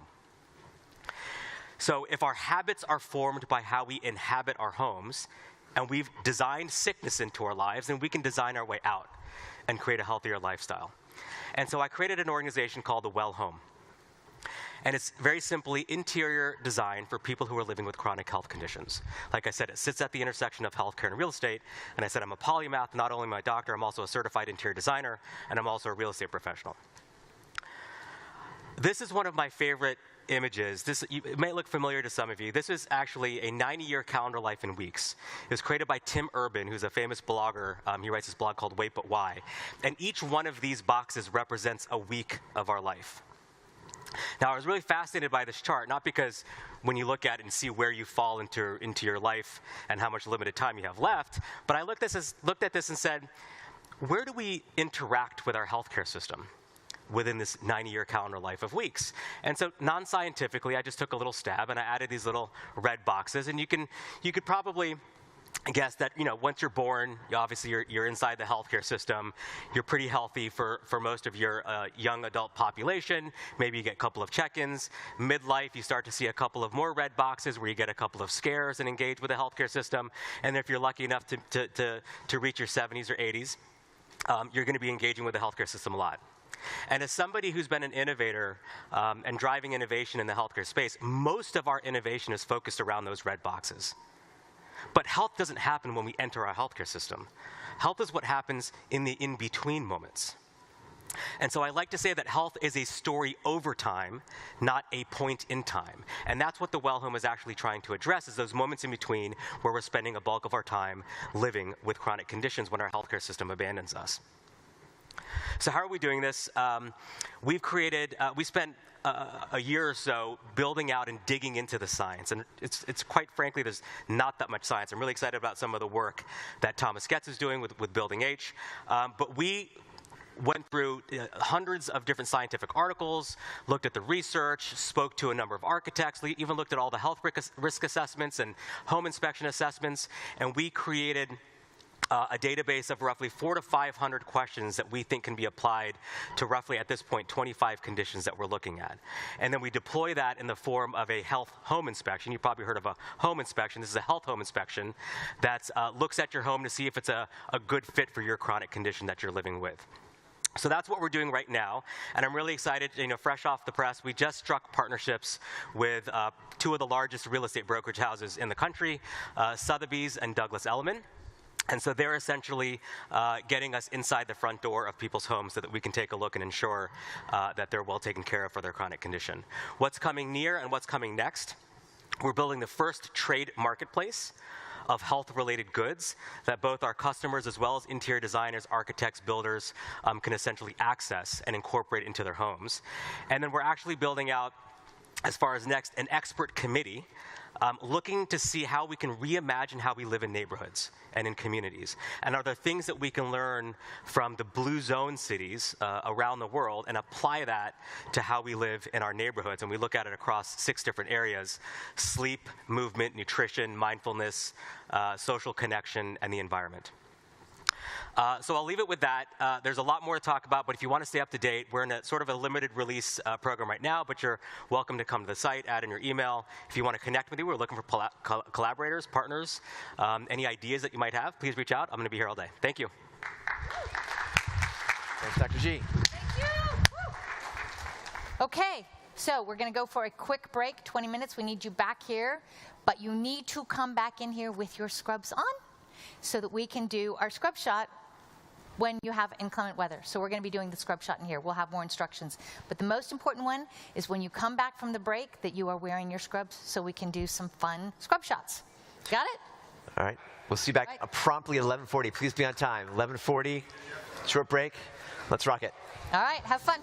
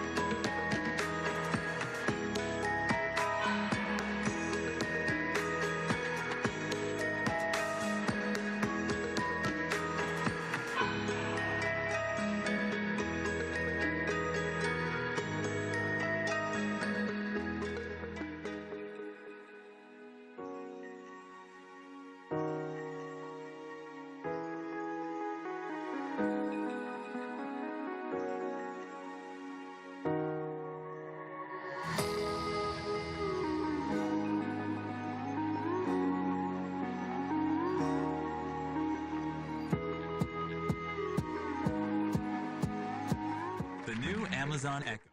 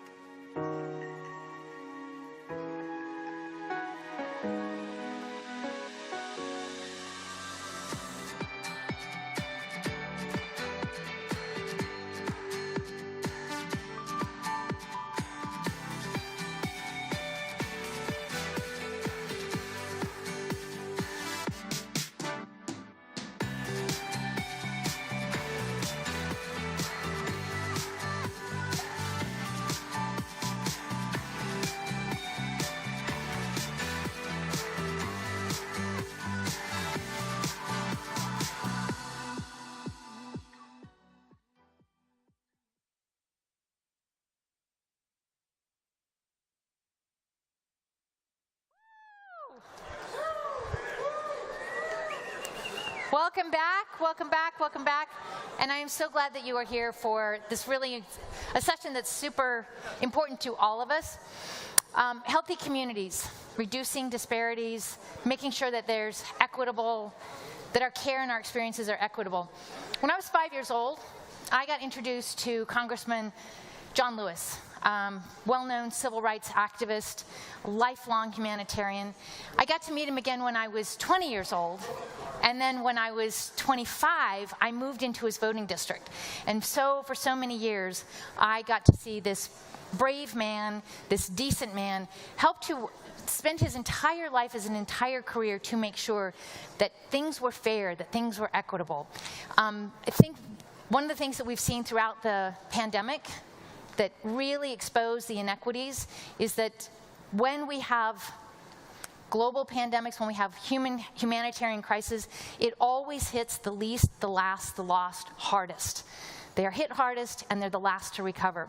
And I think one of the things that we have really spent our time thinking about is that as we move forward with technologies and as we move forward with connectivity and all of the different solutions, we need to make sure that we're not hastening that disparity, that actually we are closing those disparities, and that we have this lens over everything that we do within our education, within our health, within our mobility, within our planetary systems. All of those, the planetary health, that we are doing so that the people who are the most vulnerable, the most marginalized, the least resourced, that we center on them, because when we center on them, everybody gains. So to kick off this next section, I've asked an expert in that, Dr. Alistair Martin, to come out and lead this session. There we go. So without any further ado, please welcome Alistair Martin, and let's go ahead and get this session kicked off. Thank you so much, Shauna. My name is Alistair. For those of you who may or may not remember me, I'm the ER physician from Boston. And I just want to apologize to begin with for bringing Boston's weather here to San Diego, apparently. You know, as Shauna just mentioned, Congressman John Lewis spent his whole life fighting for equity. One of the things that I have taken from him, a lesson, is this idea of being a troublemaker for good. He used to say, and be fond of saying, that we have to be committed to getting into good trouble. The people who you're going to hear from over the course of the next 45 minutes are these sorts of good troublemakers, and so are you. And I hope that by hearing their stories, by hearing what they're up to, they will inspire and invoke you to be a bigger troublemaker for good than you already are. First and foremost, I want to introduce my partner in crime here, Aliyah Bhatia, who is our executive director at VoteER, to talk more about the intersection of voting, policy, and healthcare. Aliyah, over to you. I have been listening to the music that has been going along with everything we've been doing, and I can just say I'm so excited for Silent Disco tonight, so I hope to see everyone there. My name is Aliyah Bhatia. I'm the executive director at VoteER, which is one of the portfolio organizations of A Healthier Democracy. And the conversation you're about to hear from Esther and from Lee and from Alistair and Raj is really about the importance of health professional voices at the table, patient voices at the table, and community voices at the table. So I'm going to lay the foundation for that conversation through an introduction through the lens of policy and voting in particular, and then the conversation you'll hear after that may also touch on some broader perspectives within health equity as well. And I want to start with a story that is a personal story, which is that I am from Atlanta, Georgia, and primarily previously worked in different areas of social policy. And I was in this incredible leadership program in Atlanta where they wanted you to get experience deep in community, so they had you go on the fire ride-along, the police ride-along, and the emergency medical services ride-along. And when I showed up at this emergency medical services ride-along, you know, it was late in the winter, they felt short-staffed. My guide, the paramedic, was, all right, get in with me, we're gonna go around Metro Atlanta, see what our teams are doing with families and communities. And I was completely overwhelmed by everything I saw. I saw these health professionals responding to homelessness. I saw them responding to food insecurity. I saw them having to navigate instances where a person's change in their insurance had ultimately turned into an emergency situation. And they were having to tackle all of these things with such limited resources. Well, the other thing I found out as I was on this ride-along is that the paramedic who I was riding along with, we were from completely different parts of Atlanta, different generations, and we quickly established we also had different politics. And at the end of this conversation, I was very curious how he would tackle what he was seeing if he had a magic wand and had all the power to make decisions. So I turned to him and I say, I bequeath you this magic wand. You only get to do one thing with it. Then it is going to disappear. What do you do? And his answer surprised me. He said, Aaliyah, if I could only do one thing, I wish all my patients would vote. And I'm like, what? He said, Aaliyah, if all of my patients voted, our local elected officials would invest in affordable housing. They would invest in strong workforce development programs. They would invest in making sure there's a grocery store in every neighborhood. And when I needed to get someone an ambulance for an emergency, I would have the resources to do it on time. And it was a month later that I heard about the incredible work that Dr. Alistair Martin was doing around voter access in health spaces, thought it was serendipity, and had the opportunity to hop on board. Many of you see this in your daily practices, that there are social drivers, social determinants, and the folks coming up on stage are going to talk a lot more about that in a little bit. And then upstream of those many social determinants that this paramedic mentioned, there's voting, which he identified as something that would be important to shift what he was seeing. And it turns out that experts on the determinants of health agree as well. Daniel Dawes, who wrote the book, The Political Determinants of Health, also talks about this. And we see the evidence for what this paramedic said is a story. We actually see that evidence at the global, national, state, and local level. And so I want to talk through that briefly. One of the examples from the global level, I know many of you are not from the US, and many of you live in countries that have more cohesive voting systems where it's the same across the country. It's really hard to get that analysis here in the US. So I want to take an example from Brazil where they have a unified voting system across the country. Back in the early 90s, they used paper ballots, and it looked like what you see on the left. In Brazil, unlike in many parts of the US, there were often hundreds of candidates to choose from. And if you wanted to vote, you had to legibly write the name of the person you were voting for on those lines. Think for a moment about you, about your patients, about the communities that you were around. Which sort of people were most likely to lose out by having their ballot tossed out? And think about those folks for a second. It turned out that there was a significant number of ballots that could not be read, and therefore were not cast and were not actually counted as valid ballots. Well, some folks decided it would be great for Brazil to have an electronic voting system. Again, they're a unified election system. So they bring in electronic voting. And it's great. You see here, you see the photo of the person before you cast your ballot. You just have to remember the person's number. You hit the green button. Boom, you voted. There's no need for any sort of specifics around legibility or anything like that. And you see this system. There's just one problem. Y'all know this from your work. It is expensive and hard to roll one of these things out in a country as big as Brazil. And so what do? They do it in phases. People in communities with over 40,000 people get it first. Other communities get it in the next round of elections. And so one Princeton economist said, aha, I have a natural experiment right here. How are these communities going to be different? Well, it turns out that if you were in a community that had this phased, the early phase of this electronic voting, that very quickly in that next election, there were 10% of votes that usually get tossed out for not being legible that were counted in that election. And the impact on policy was instant. You saw a significant shift in allocation of resources, including a 34% increase in public health spending, and you actually saw improved maternal and child health outcomes as a result of this one shift. That is a really incredible thing, and what you'll see in a moment is that that translates here in the US as well. In the US, we can't do exactly the same type of natural experiment, but we can look at some correlations. We see a relationship in our work between states that have more voting access and less voting access, along with health outcomes. And actually, a researcher here in the UCSD, in the San Diego area at UCSD, has gone deeper into local elections, usually nonpartisan elections where there's very low turnout. And what he found is that when more people from a wider variety of backgrounds participate in those local elections, you see, remember the Brazil result, an increase in the spending on these local determinants of health by as much as a third, including health services, education, housing, and welfare. So there's a huge potential to make sure that our policy is impacting our health through the vehicle of investment in those things. And we see this, you saw some maps from Alistair at the beginning of the week. Here's another one where you see this relationship between voter turnout and health. Also happens at the individual level, looking globally, that you see that folks who vote more are also more likely to be healthy. And it turns out that you in this room all have something that we can do about it as health professionals.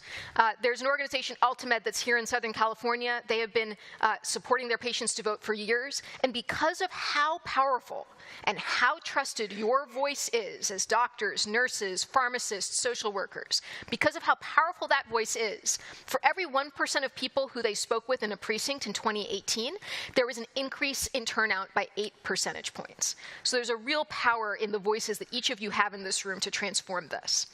And we saw last year, people show up for health when it's on the ballot. They show up for health whether it's in Arizona to decrease the cost of medical debt, or if it's in Oregon to declare health as a human right. And so people really unify and rally behind this. In a time where we see a lot of division in other topics, we see a lot of unification and perspective that health is critical to all Americans. And so how you can help, and you're going to hear a lot more from the folks on stage with some calls to action. If you're a health professional, get your VoteR badge. That's my personal voter registration link, so I get credit for that on our team. I want to make sure I stay ahead of our team members, so help me out there. We'll have a summit a little bit later this month, and then if you're like, I want to do something else, I want to go deep with you, you can catch me at aaliyah@voter.org, and you can catch all of us who will be on stage at Cabana A after lunch. And that's all I got for you.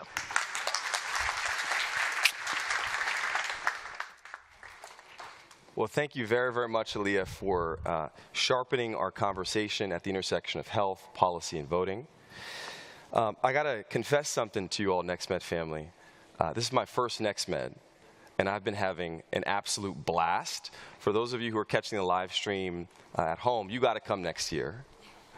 But I have to also confess this, there's this sort of subtext underneath all of the presentations and what I've seen in the Innovation Lab, this question of who gets access to all of this cool stuff.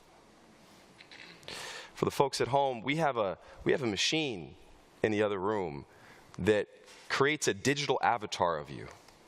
We have an app that allows you to check heart rate and respiratory rate by your phone.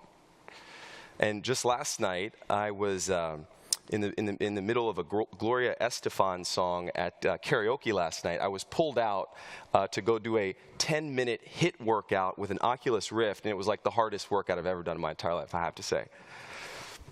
But at the end of the day, what I'm left with is this question of who gets access to all this? We still live in a country where 20% of the population doesn't even have internet at their home. And if we're not careful, what we're going to do is widen the disparities. Now, there's a lot of facts and sort of figures for you here, but what I want to leave you with is a story, because I'm going to go back to the emergency room as soon as I get off that flight tomorrow. And I'm going to go into an overnight shift. And I want to give you a sense of what it feels like to be working in the ED nowadays. Just recently, I was taking care of a young woman who's in her early 20s, a Latina. She came in with abdominal pain, and she was there with her elderly father who had Parkinson's disease. She told me the story and, really couldn't get much out of what, her presenting illness was. So I did an exam and, tried to sort of rack my brain. What is going on with this woman? But for the clinicians in the room, you will know the feeling of just feeling like you're missing something from the story. So we decided to do a broader test. Does she have appendicitis? Does she have a UTI? Does she have a kidney stone? Is she pregnant? We got her labs back about an hour later. She had none of those things. She has something called starvation ketosis. You get starvation ketosis when you haven't eaten. This woman was in the ER with abdominal pain because she was hungry. I went back to talk to this young woman about her lab results. And I said, from what we've seen here, it looks like you're not eating. What's going on? And she told me, well, Doc, I have, my dad with me here, and he's got Parkinson's and a bunch of other medical issues. And his co-pays are going up. And I have to make decisions about how we spend money in the house. Do I pay for his bills, his meds, or do I eat? This is the nature of the American healthcare system that we live in and that we work in today. And I promise you, when I go to that overnight shift on Thursday, I will hear stories just as bad. So as we create these innovations, these interventions, we must keep in mind this question: for whom do these innovations and interventions actually work? I have the pleasure of inviting to the stage an incredible group of, as I mentioned, troublemakers for good, who are going to talk a little bit more about the work that they do. And so come on up, join me, y'all.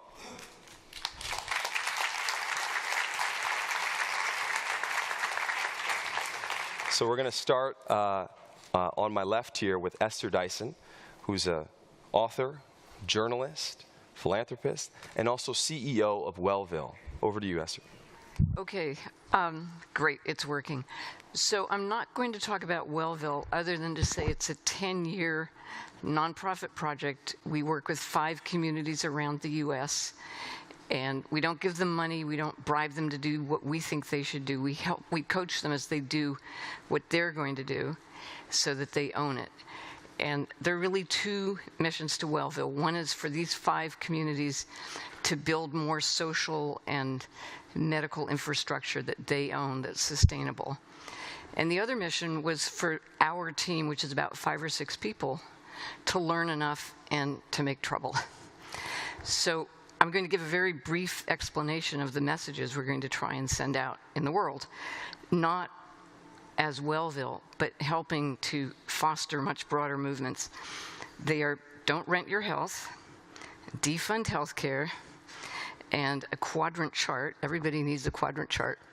The quadrant chart of addiction. And then it will be Lee's turn.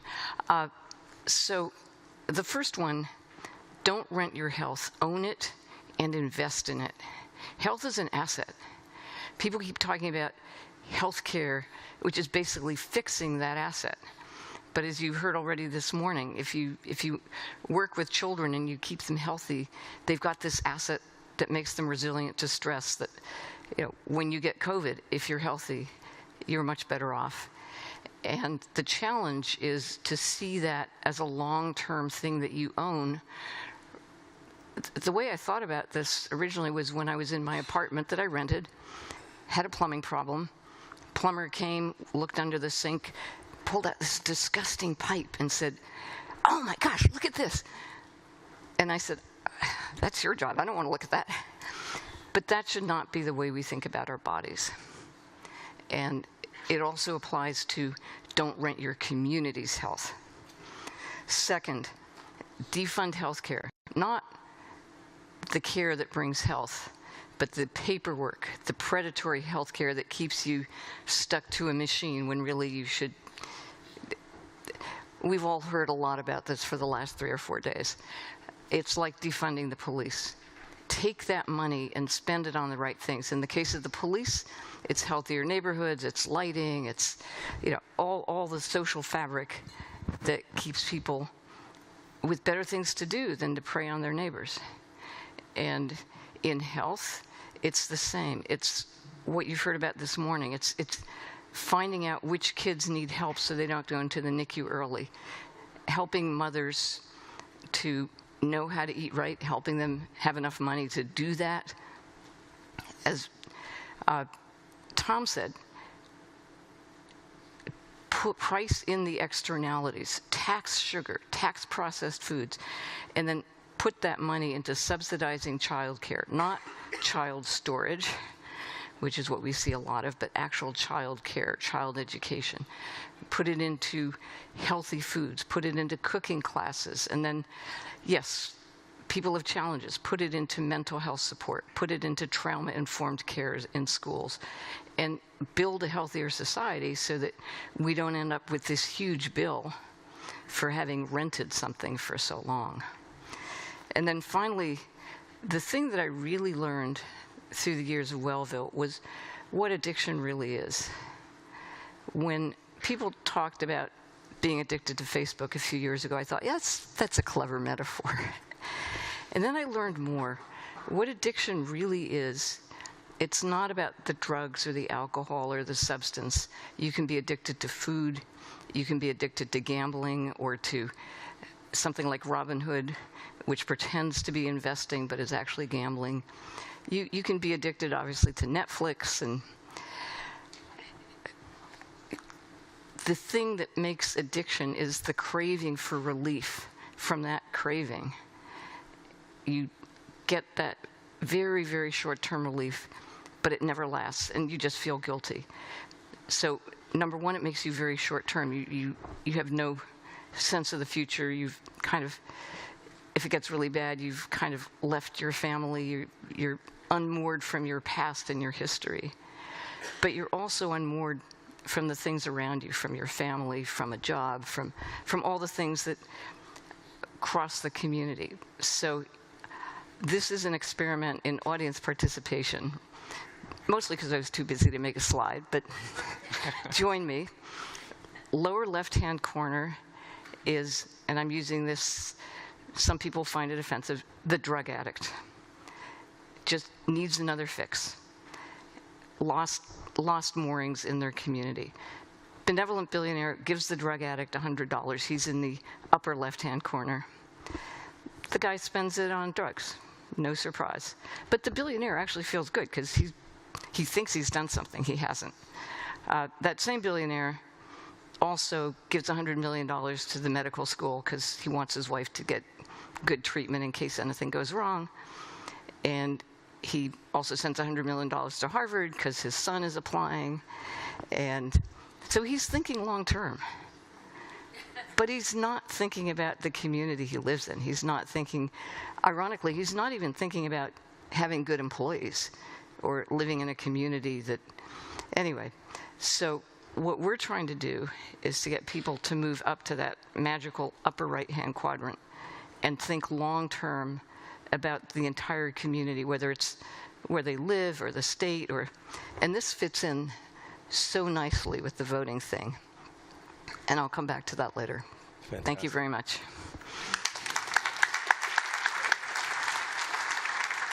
Thank you very much, Esther. And in case folks didn't see the audience participation plug at the top of the screen, we're taking questions. You can send your questions to me via Twitter DM. That's at Alistair F. Martin on Twitter. I saw some of you already send questions in.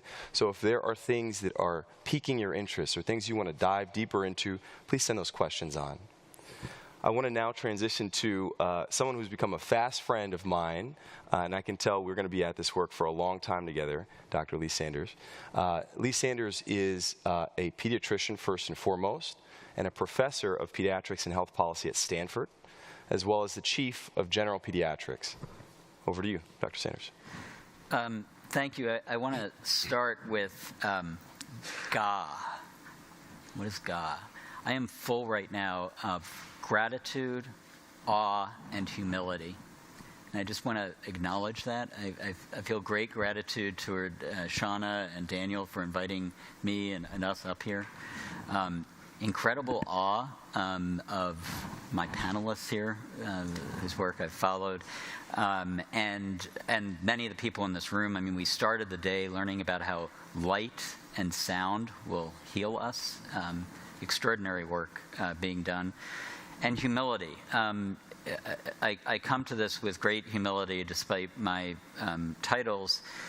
And 25 years of doing health equity research in that I'm always learning, and just over the past few days have been learning so much from so many of you. But I hope through a brief couple stories I can leave all of you with some key messages that might be useful to the work that each of you do. I've been getting to know new people and old friends, and so that's the message here. So. As Alistair mentioned, I am first and foremost a pediatrician, a general pediatrician. And for the better part of 25 years, I've been taking care of patients like Arya, with permission from her and her family. Arya here is a 4-year-old girl who was born preterm. She has intellectual disability, chronic lung disease, is fed through a tube. She was recently hospitalized for pneumonia. She has 4 chronic medications, 12 subspecialists, has been cared for in her first 4 years of life across 3 different health systems. Her mother has a chronic disease, her sister as well. She's a primary caregiver of her mother, single mom, low-wage worker, limited formal education, lives in East Palo Alto in a one-bedroom apartment, multi-generational housing. For me, even though I'm at Stanford, I work at a community health center, take care of mainly patients on Medicaid. This is our average patient. A family like Arya, or a mother like Arya's mother, drew this map. We call it a care map. I encourage for those of you clinicians to ask your patients, particularly those with chronic illness, to draw this. And the question was, please draw a map of what it's like to care for your child. And what I like to point out to you, as well as my own students, is that, of course, we have the child in the center and the family.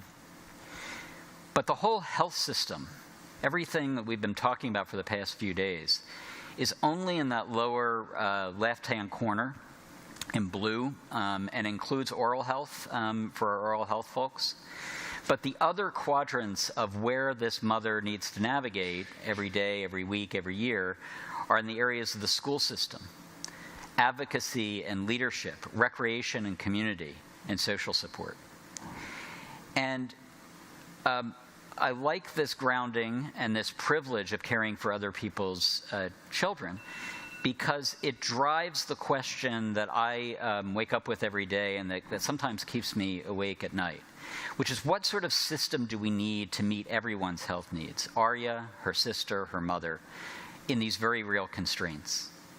I'm going to talk a little bit about social determinants of health, but oftentimes it's talked about at a geographic level. I mentioned I work at Stanford University, which is on the left-hand side of this screen, and if you're born within a mile or two of where I live, your life expectancy is greater than 80 years. But if you're born within a mile or two of where Arya lives, your life expectancy is less than 62 years. So I'm listening, I'm adding, and I'm attributing Shauna Butler this quote to you, that many health challenges are the result of failed policies. That's why we need to join forces with Alistair and his group. And we do, I'm not just wearing this on the stage, we do wear these voter registration lanyards in our clinic up in the upper left-hand corner there in Redwood City, where we have a community health center. Now, how many of you here have heard that your zip code is more important than your genetic code in expressing your health outcomes? Okay, is Mike Snyder still in the audience? Because I'm sure he pushes against this. Well, I think this is too simplistic. This hard-to-read graph there is often published. It's a compendium that needs to be updated every year of a lot of observational data suggesting that in a purely correlational sense, yes, your social determinants, physical environment, social and policy circumstances, individual behavior, do explain more than 50% of important health outcomes: chronic disease, infant mortality, adult mortality. In contrast to the many biologic determinants, all the omics that Mike and Daniel and I are very excited about. And very importantly, much more than your healthcare determinants, medical care. But I have a mentor at Stanford, a very wise mentor named Paul Wise, if you ever meet him.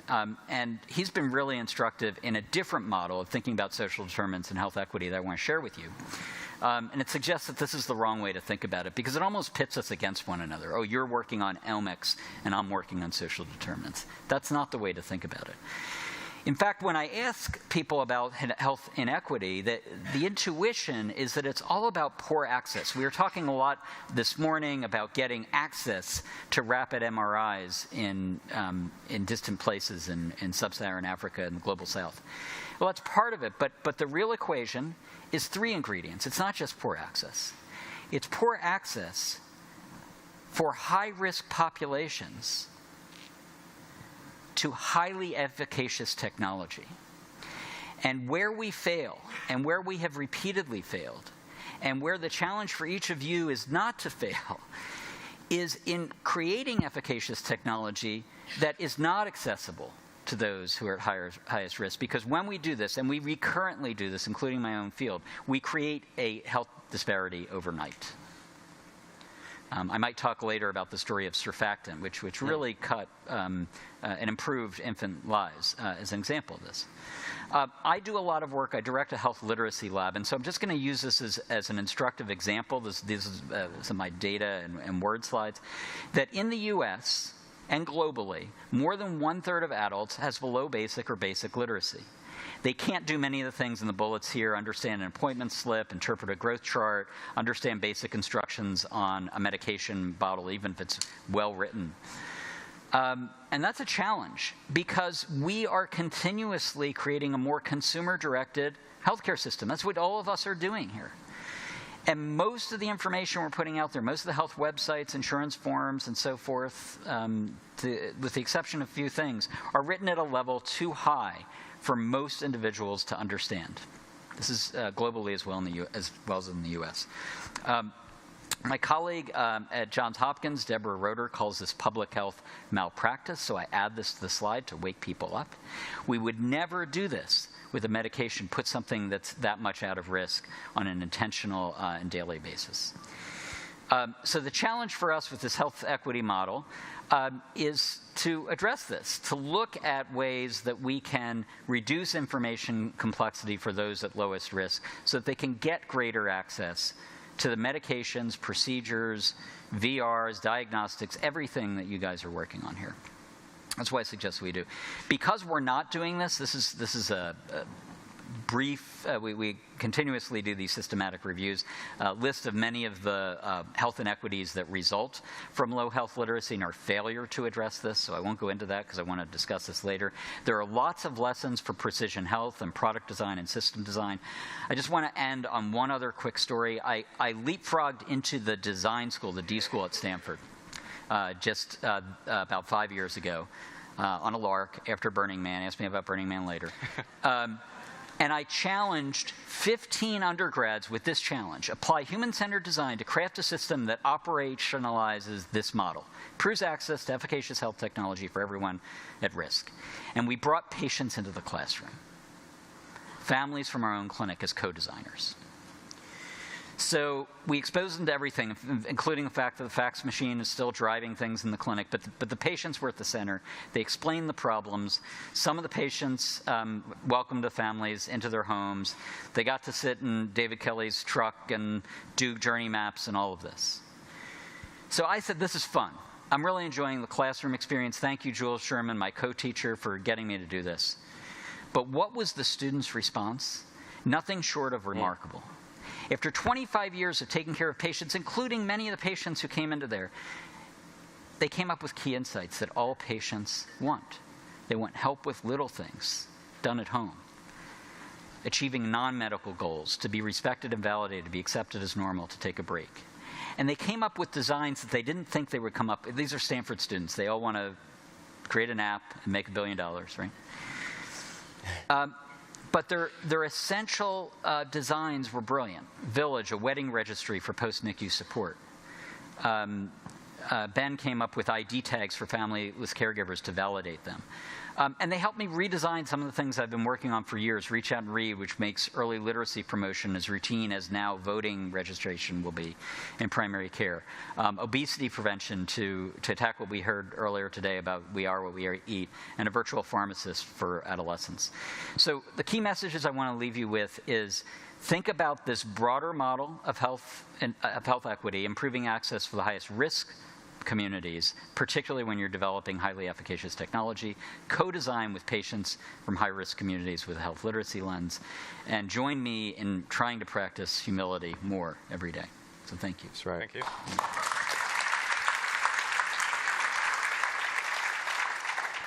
Thank you very much, Dr. Lee Sanders. I certainly will be following up to ask you about your experience at Burning Man. Although I feel like this is kind of like Burning Man for nerds, right? Or, no?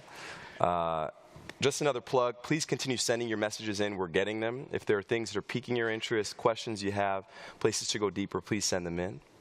I now have the pleasure of introducing Rajiv Vernanke, who is Senior Vice President at Elevance and President at Carillon Digital. Over to you, Rajiv. Thank you, Alistair. And I love the D school idea, by the way. I think healthcare needs a Johnny Ive. And despite all of your humility, I think maybe that's the opportunity here, because that's, I think, the compelling part of what we can do. The lab over here was not impressed with your presentation. I think he's taking a nice nap over there, by the way. Those of you that haven't seen this dog, lovely little dog over here, come say hi. So hope you don't mind that. So long title, and the reason that we came up with that title was I was trying to break our workday system, see what actually kind of breaks our HR systems. That was it. But the role that my team and myself play is that we are creating basically what we call a digital platform for health. And you asked the question, Alistair, about, well, how does this wonderful innovation here that you saw in the innovation lab and everyone else that talked about it up here on the stage, how does it get into the hands of the consumers? So our platform, essentially, think of it as the access to all of this innovation, but done so in a responsible manner. Make sure that if it's an AI solution, that it's got ethics and bias and all of those factors accounted for. If it's access, then how do we make it ubiquitously accessible, not just into the hands of the few? Like I said, many people in our country still don't have access to internet, and high-speed internet in particular. How do we account for that? So all those factors considered go into our platform, which essentially connects caregivers like yourself and Lee with the consumers that need that care, and personalize that interaction in every step possible, which is why the design points that you made are so critical. So my frame is here on 5 points, connecting some dots here, right? So one is around personalizing and engaging our consumers, and doing so by connecting all the dots, the community level, social, health, genomics, phenome, all of that together. But also digitizing and virtualizing care, and I'll get into why that's important in a second, and then connecting it back into care delivered at home, care delivered in the clinics, care delivered in hospitals, and everywhere else that care happens. And then finally, creating an interoperability layer as the foundation of exchanging data in healthcare. That puts consumers in charge of their data, the communities in charge of their data, and makes it ubiquitously accessible without sacrificing privacy or security of that data. So let's get into a little bit about how we're doing that. First up, why does engagement matter? We kind of flip what Esther said, right? So why does Netflix kind of serve up that watch this show if you watch this, or any of your favorite social media platforms like TikTok that continually kind of mine what your eyeballs are landing and for how long, and are serving up the next thing that you would want to watch. How about we, take the metaphor of trouble for good and flip that and say, how can we use it for good, the addiction for good, so that more healthcare content, more engagement leads to healthier lives and healthier communities? And the same algorithms probably could be repurposed to do exactly that. And so that's not a theory. That's many of the things that we're trying at Elevance Health is around personalizing and engaging for good and making good healthcare and good health outcomes addictive in a good way. To do that, then we have to connect all the dots. Of course, electronic medical records, claims data, labs data and all of that, but much more so on data beyond. What zip code? You said 60, less than 60 years in one zip code, and more than 80 in the Stanford area, for obvious reasons. But let's get underneath that. What's driving that? Is it access to transportation? Is it access to nutrition, parks? How is the community actually designed to reduce that disparity? And all that needs to get into our data so that we can actually inform policy, inform community, inform our activation mechanisms to make that happen. So that's another pillar of what we're doing. Digitizing and virtualizing care, there's probably a virtual and a digital health company in every corner of the healthcare system. Question is, how do we make that more personalized and engaging? And I'll just maybe use a simple analogy. While the underlying physical resource of healthcare with doctors and clinics, hospitals, care at home, that's always going to be the case. What we want to digitize and virtualize is the access to that. So think about it. So many of you probably came into the San Diego airport, called up a Lyft or an Uber, and got here knowing what the price is and the comfort of whatever X, Y, Z, black mode of transportation you chose. The resource there, the physical resource of the car and the driver, of course, are the same. Taxis are the same. But the access to that has been digitized and virtualized.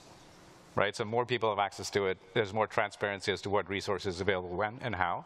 And you're continually optimizing supply and demand so that more people can get access to it in a transparent way. Can that be done for healthcare? And if so, how can we personalize it at scale so that if I'm a Latinx consumer and I want Latinx primary care, I can get that. If I'm LGBTQ+, then what are my specific care needs that I can get access to? We don't have instrumentation of that. I can connect supply and demand and maybe make an appointment today, but how do I make that personalized connection? That's what we want to do with digitizing and virtualizing care. But that's not enough. That can't be a silo. It has to connect to care at home, has to connect care in the hospitals, care in the clinics, so that, Alistair, the example used of ketosis by starvation, we should be having leading indicators of that, so that all these community resources that are available perhaps could be made available via some channel to that person that says, okay, you don't have to make that trade-off. Perhaps he can get access to it without having to end up in the ER, thus costing the system 10x what it would have cost to just provide nutritious food in the first place, right? So to do all of that, we need sort of data to be connected at every point of the node of the network. And my personal premise is that the best way to get this done is to use a blockchain-based infrastructure to connect all the data dots across the country, and then design the system from that sort of foundation. Make sure that the consumers own their data, communities own their data, and let's activate that data through personalized engagement, making that data available ubiquitously to all the caregivers that need it, and ultimately putting it in the hands of all of the parts of the healthcare ecosystem to actually impact health outcomes and improve access and quality. So that's, in a nutshell, our strategy. Hopefully that's a blueprint for everything else that we're doing in the system. And again, thank you for having us here. Love that. Thank you very much, Rajiv. And there's a lot of questions that are coming in that are about, well, how do we start? Right, we've got a good idea for an innovation or an intervention in the healthcare space. How do we model that and build it with the communities in mind at the beginning? So we're not doing this work of building a really cool innovation and then having to think about health equity retrospectively. Mm-hmm. How do we actually invite folks from these communities to the table to help us co-create the solutions? This idea that those closest to the problem are closest to the solutions. So I'm interested in all of you. How do you think about this idea of sort of co-creating with the communities in mind? Maybe you can start, Esther. Yeah. We'll go this way. I mean, first of all, what we do, we actually work in the communities, and we're not mostly in the business of devices, though I'll talk about that in one moment. Sometimes you should go sit at their table instead of inviting them to yours, and it's hard. People don't schedule as effectively, that it's hard to get to places. You're dealing with people who do not, this usually is not their daytime job. Some community organizations, yes. But when you actually, okay, my favorite story, Scranton, Dr. Feinberg came in from UCLA. It was wonderful. He surveyed, discovered that the community felt basically disrespected, and changed a lot of things, put in a your money back guarantee, which worked amazingly. And a bunch of the nice community philanthropists and so forth invited some community members to come to a big event where they were talking about community health. And they were smart. They didn't put the community up on the stage and sort of inspect them like a petting zoo. They said, let's just have lunch together. We'll mingle at the tables and listen to you. Guess what the community members brought with them? Their children, because they have no childcare. And it was a real eye-opener. So that you have to understand how inconvenient life is for many people. The other story I want to tell briefly is, long story, but I had this brilliant idea. I thought we should give some kids CGMs and let them understand not just their own metabolism. Can you just describe what CGM is? Sorry, a continuous glucose monitor, so they can watch how their sugar reacts to stress, to food, to your parents arguing, which creates stress. And then we also were going to teach them about the metabolism of the food system, which is trying to make money by selling them bad food that's addictive.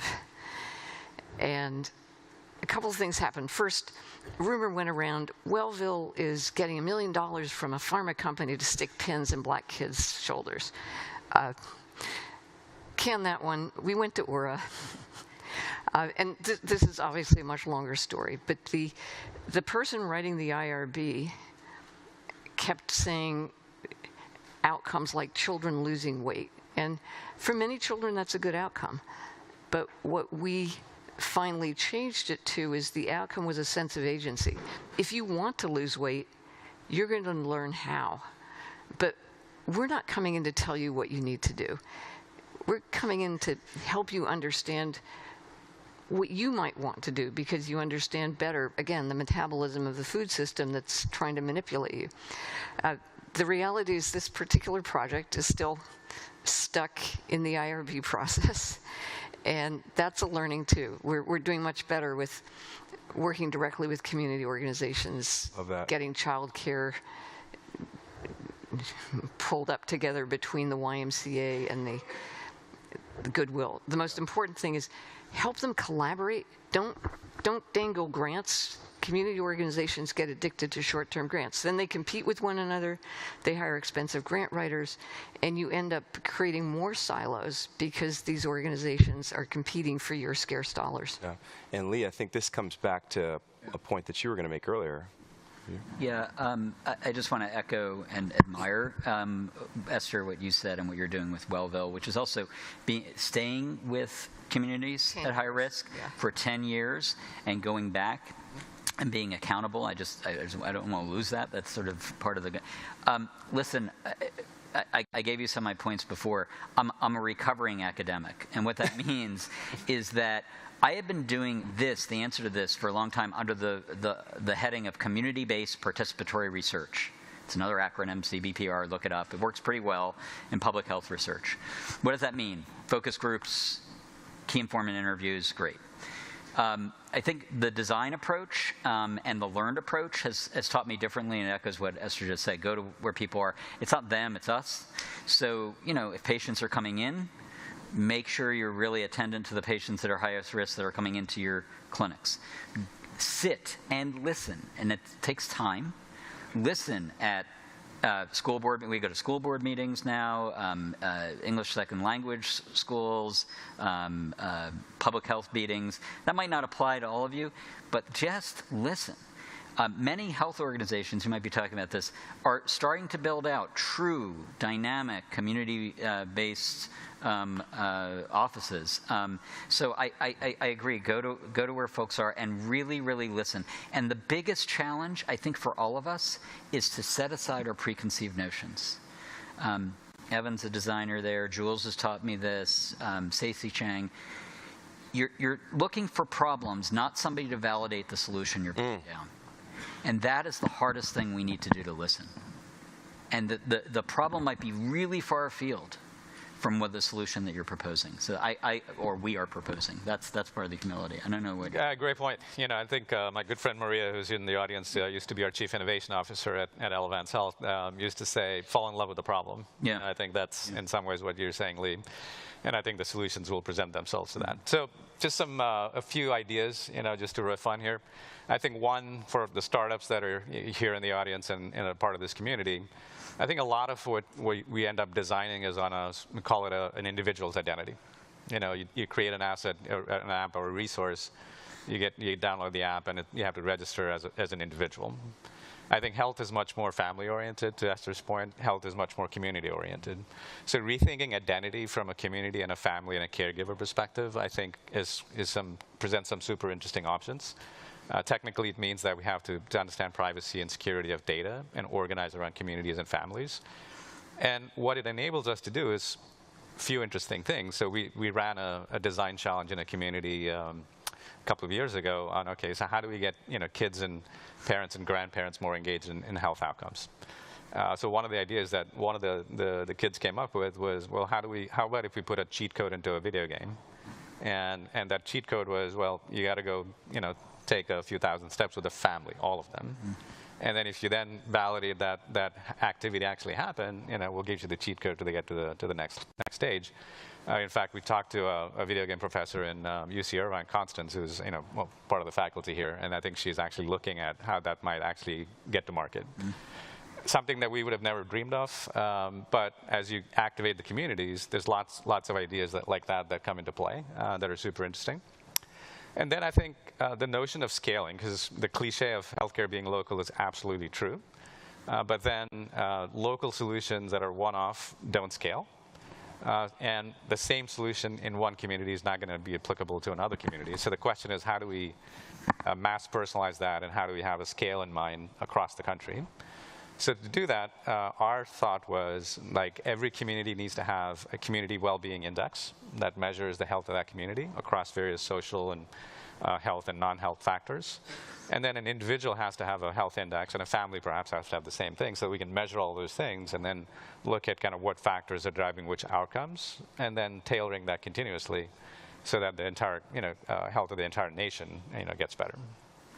I love that. I love that. And I think what you're hearing here is a through line, and that is to invoke the anthropologist within you. Right, a part of this is anthropology, going to the community. I love Esther's point. It's not about inviting the community to your table. It's about going to their table, picking up all kinds of nuance and detail there. We're going to enter into the last segment of our time together, and that is the Tweet This segment. All right? So we're going to go rapid fire, and we're going to have each of our panelists kind of close us out with, like, what's the tweetable? What are people gonna put on their socials that they're gonna take away from this? What would you, if you could sort of boil it down to less than 280 characters, what would that be? Why don't we go in reverse this time? Rajiv, over to you. That's a tough one, Alistair. Maybe I'd say, create sort of a new design for health that's based on access and equity. Love that. Love it. Maybe co-design for health equity with patients in your highest risk community. Love it. Don't rent your community's and parents' health. Own it and invest in it and share it. And I'm going to add one that Lee Sanders reminded me of last night, and that is nothing about us without us. Thank you all very much. And come see us invite them to 1:30, the breakout. What's that? Remind them of the breakout. Oh, yeah, we're going to definitely go to a breakout later on, Cabana A, to continue these conversations and more. So we hope to see you there. Wait, I just want to say thank you before you guys get off. This message of health equity, of reducing disparities is so incredibly important, and so thank you so much for leading this. And also, you guys have a session happening in Carillon. That's right. So as much as Cabana A, what is it, Cabana A? Cabana A, yeah. I always forget. Cabana A, there's also something really good happening, learning more about what you guys are doing with data, and you have assembled an incredible team. Yep. So we give you only good choices. They are hard, but they are all good. You can make no mistakes about that. So please make sure and join. That session is called Data for Good, and it's hosted by Evan, our designers, and our team there. It's going to be really interesting. It's going to be you can name the team real quick. Yeah, we've got Bobby, Millen, Kristen, Kevin, all part of the Data for Good team. I got to say, I hung out with the Carillon team last night. Incredible people on top of doing incredibly good work. So again, go hard hang out, choices, have fun. but you cannot make a bad choice. So again, thank you so much, guys. And these guys need to go get in their scrubs, and all of you guys need to stay seated. So go get in your scrubs, because we've got this incredible shot. I have no scrubs, but I'll give you this back. Go give this back, and you will absolutely. You can be in Regina's shirt, in her jacket. So that was fabulous. Thank you so much. We have our tradition that we're going to walk you through, but before we do our scrub shot, we have just a little bit of orientation for what's going to happen during lunch. So first of all, we're going to have lunch, again, over in the South Point Center. It's going to be a great lunch, and when you finish from that, you have fabulous options for your breakout sessions. In your email, you'll be getting a communication that lists what these sessions are and where they're located, but it's in that Cabana area, and then also here we have the Medis in the Coronet Room. Fabulous companies there, blowing your socks off. You can find the volunteers in the blue scrubs, which might be hard to point your way. They're all volunteers at this point. We're all volunteers. The volunteers. main thing is to make sure you wrap up and be back in the ballroom for a 3 o'clock start, because it's an amazing afternoon. Wait, can you go to the next slide to show that? Yeah, no, not that one. That one. So get yourself oriented to that, but it will be in the app. You'll also be getting an email to know where to go. All right, should we try to do the scrub shot? So we're improvising since our weather. Show them the picture of what we normally do. What we normally do. So what we'd like you we'll to be photoshopping this. Think about the beach. Think about the beach. And with the magic of editing, we're going to create something that this AV clicker. is so hard. AI is easy. So AV you get is the hard. AI, but so this is what we would normally do. Mother Nature is always in control, and we work with her blessings. So we're very grateful for the rain. But today, we're going to do the scrub shots in here. So part of what that means is that I'm going to need to have all of you stand up. And even if you're not scrubs, you're part of this. Yeah. We'll be doing the photo AI changes later. Yeah. So I need, all of you to stand up. For those, and again, because safety first, safety first, safety first. So those people who are behind the cameras, I need you to come up this way. Yep. And you can move swiftly. That would be a good thing because lunch is calling for you. So for those of you coming up, and yeah. And if we have some faculty, come up on stage. Up here with us. And then. And we're going to have all the same thing like we normally do, where you would be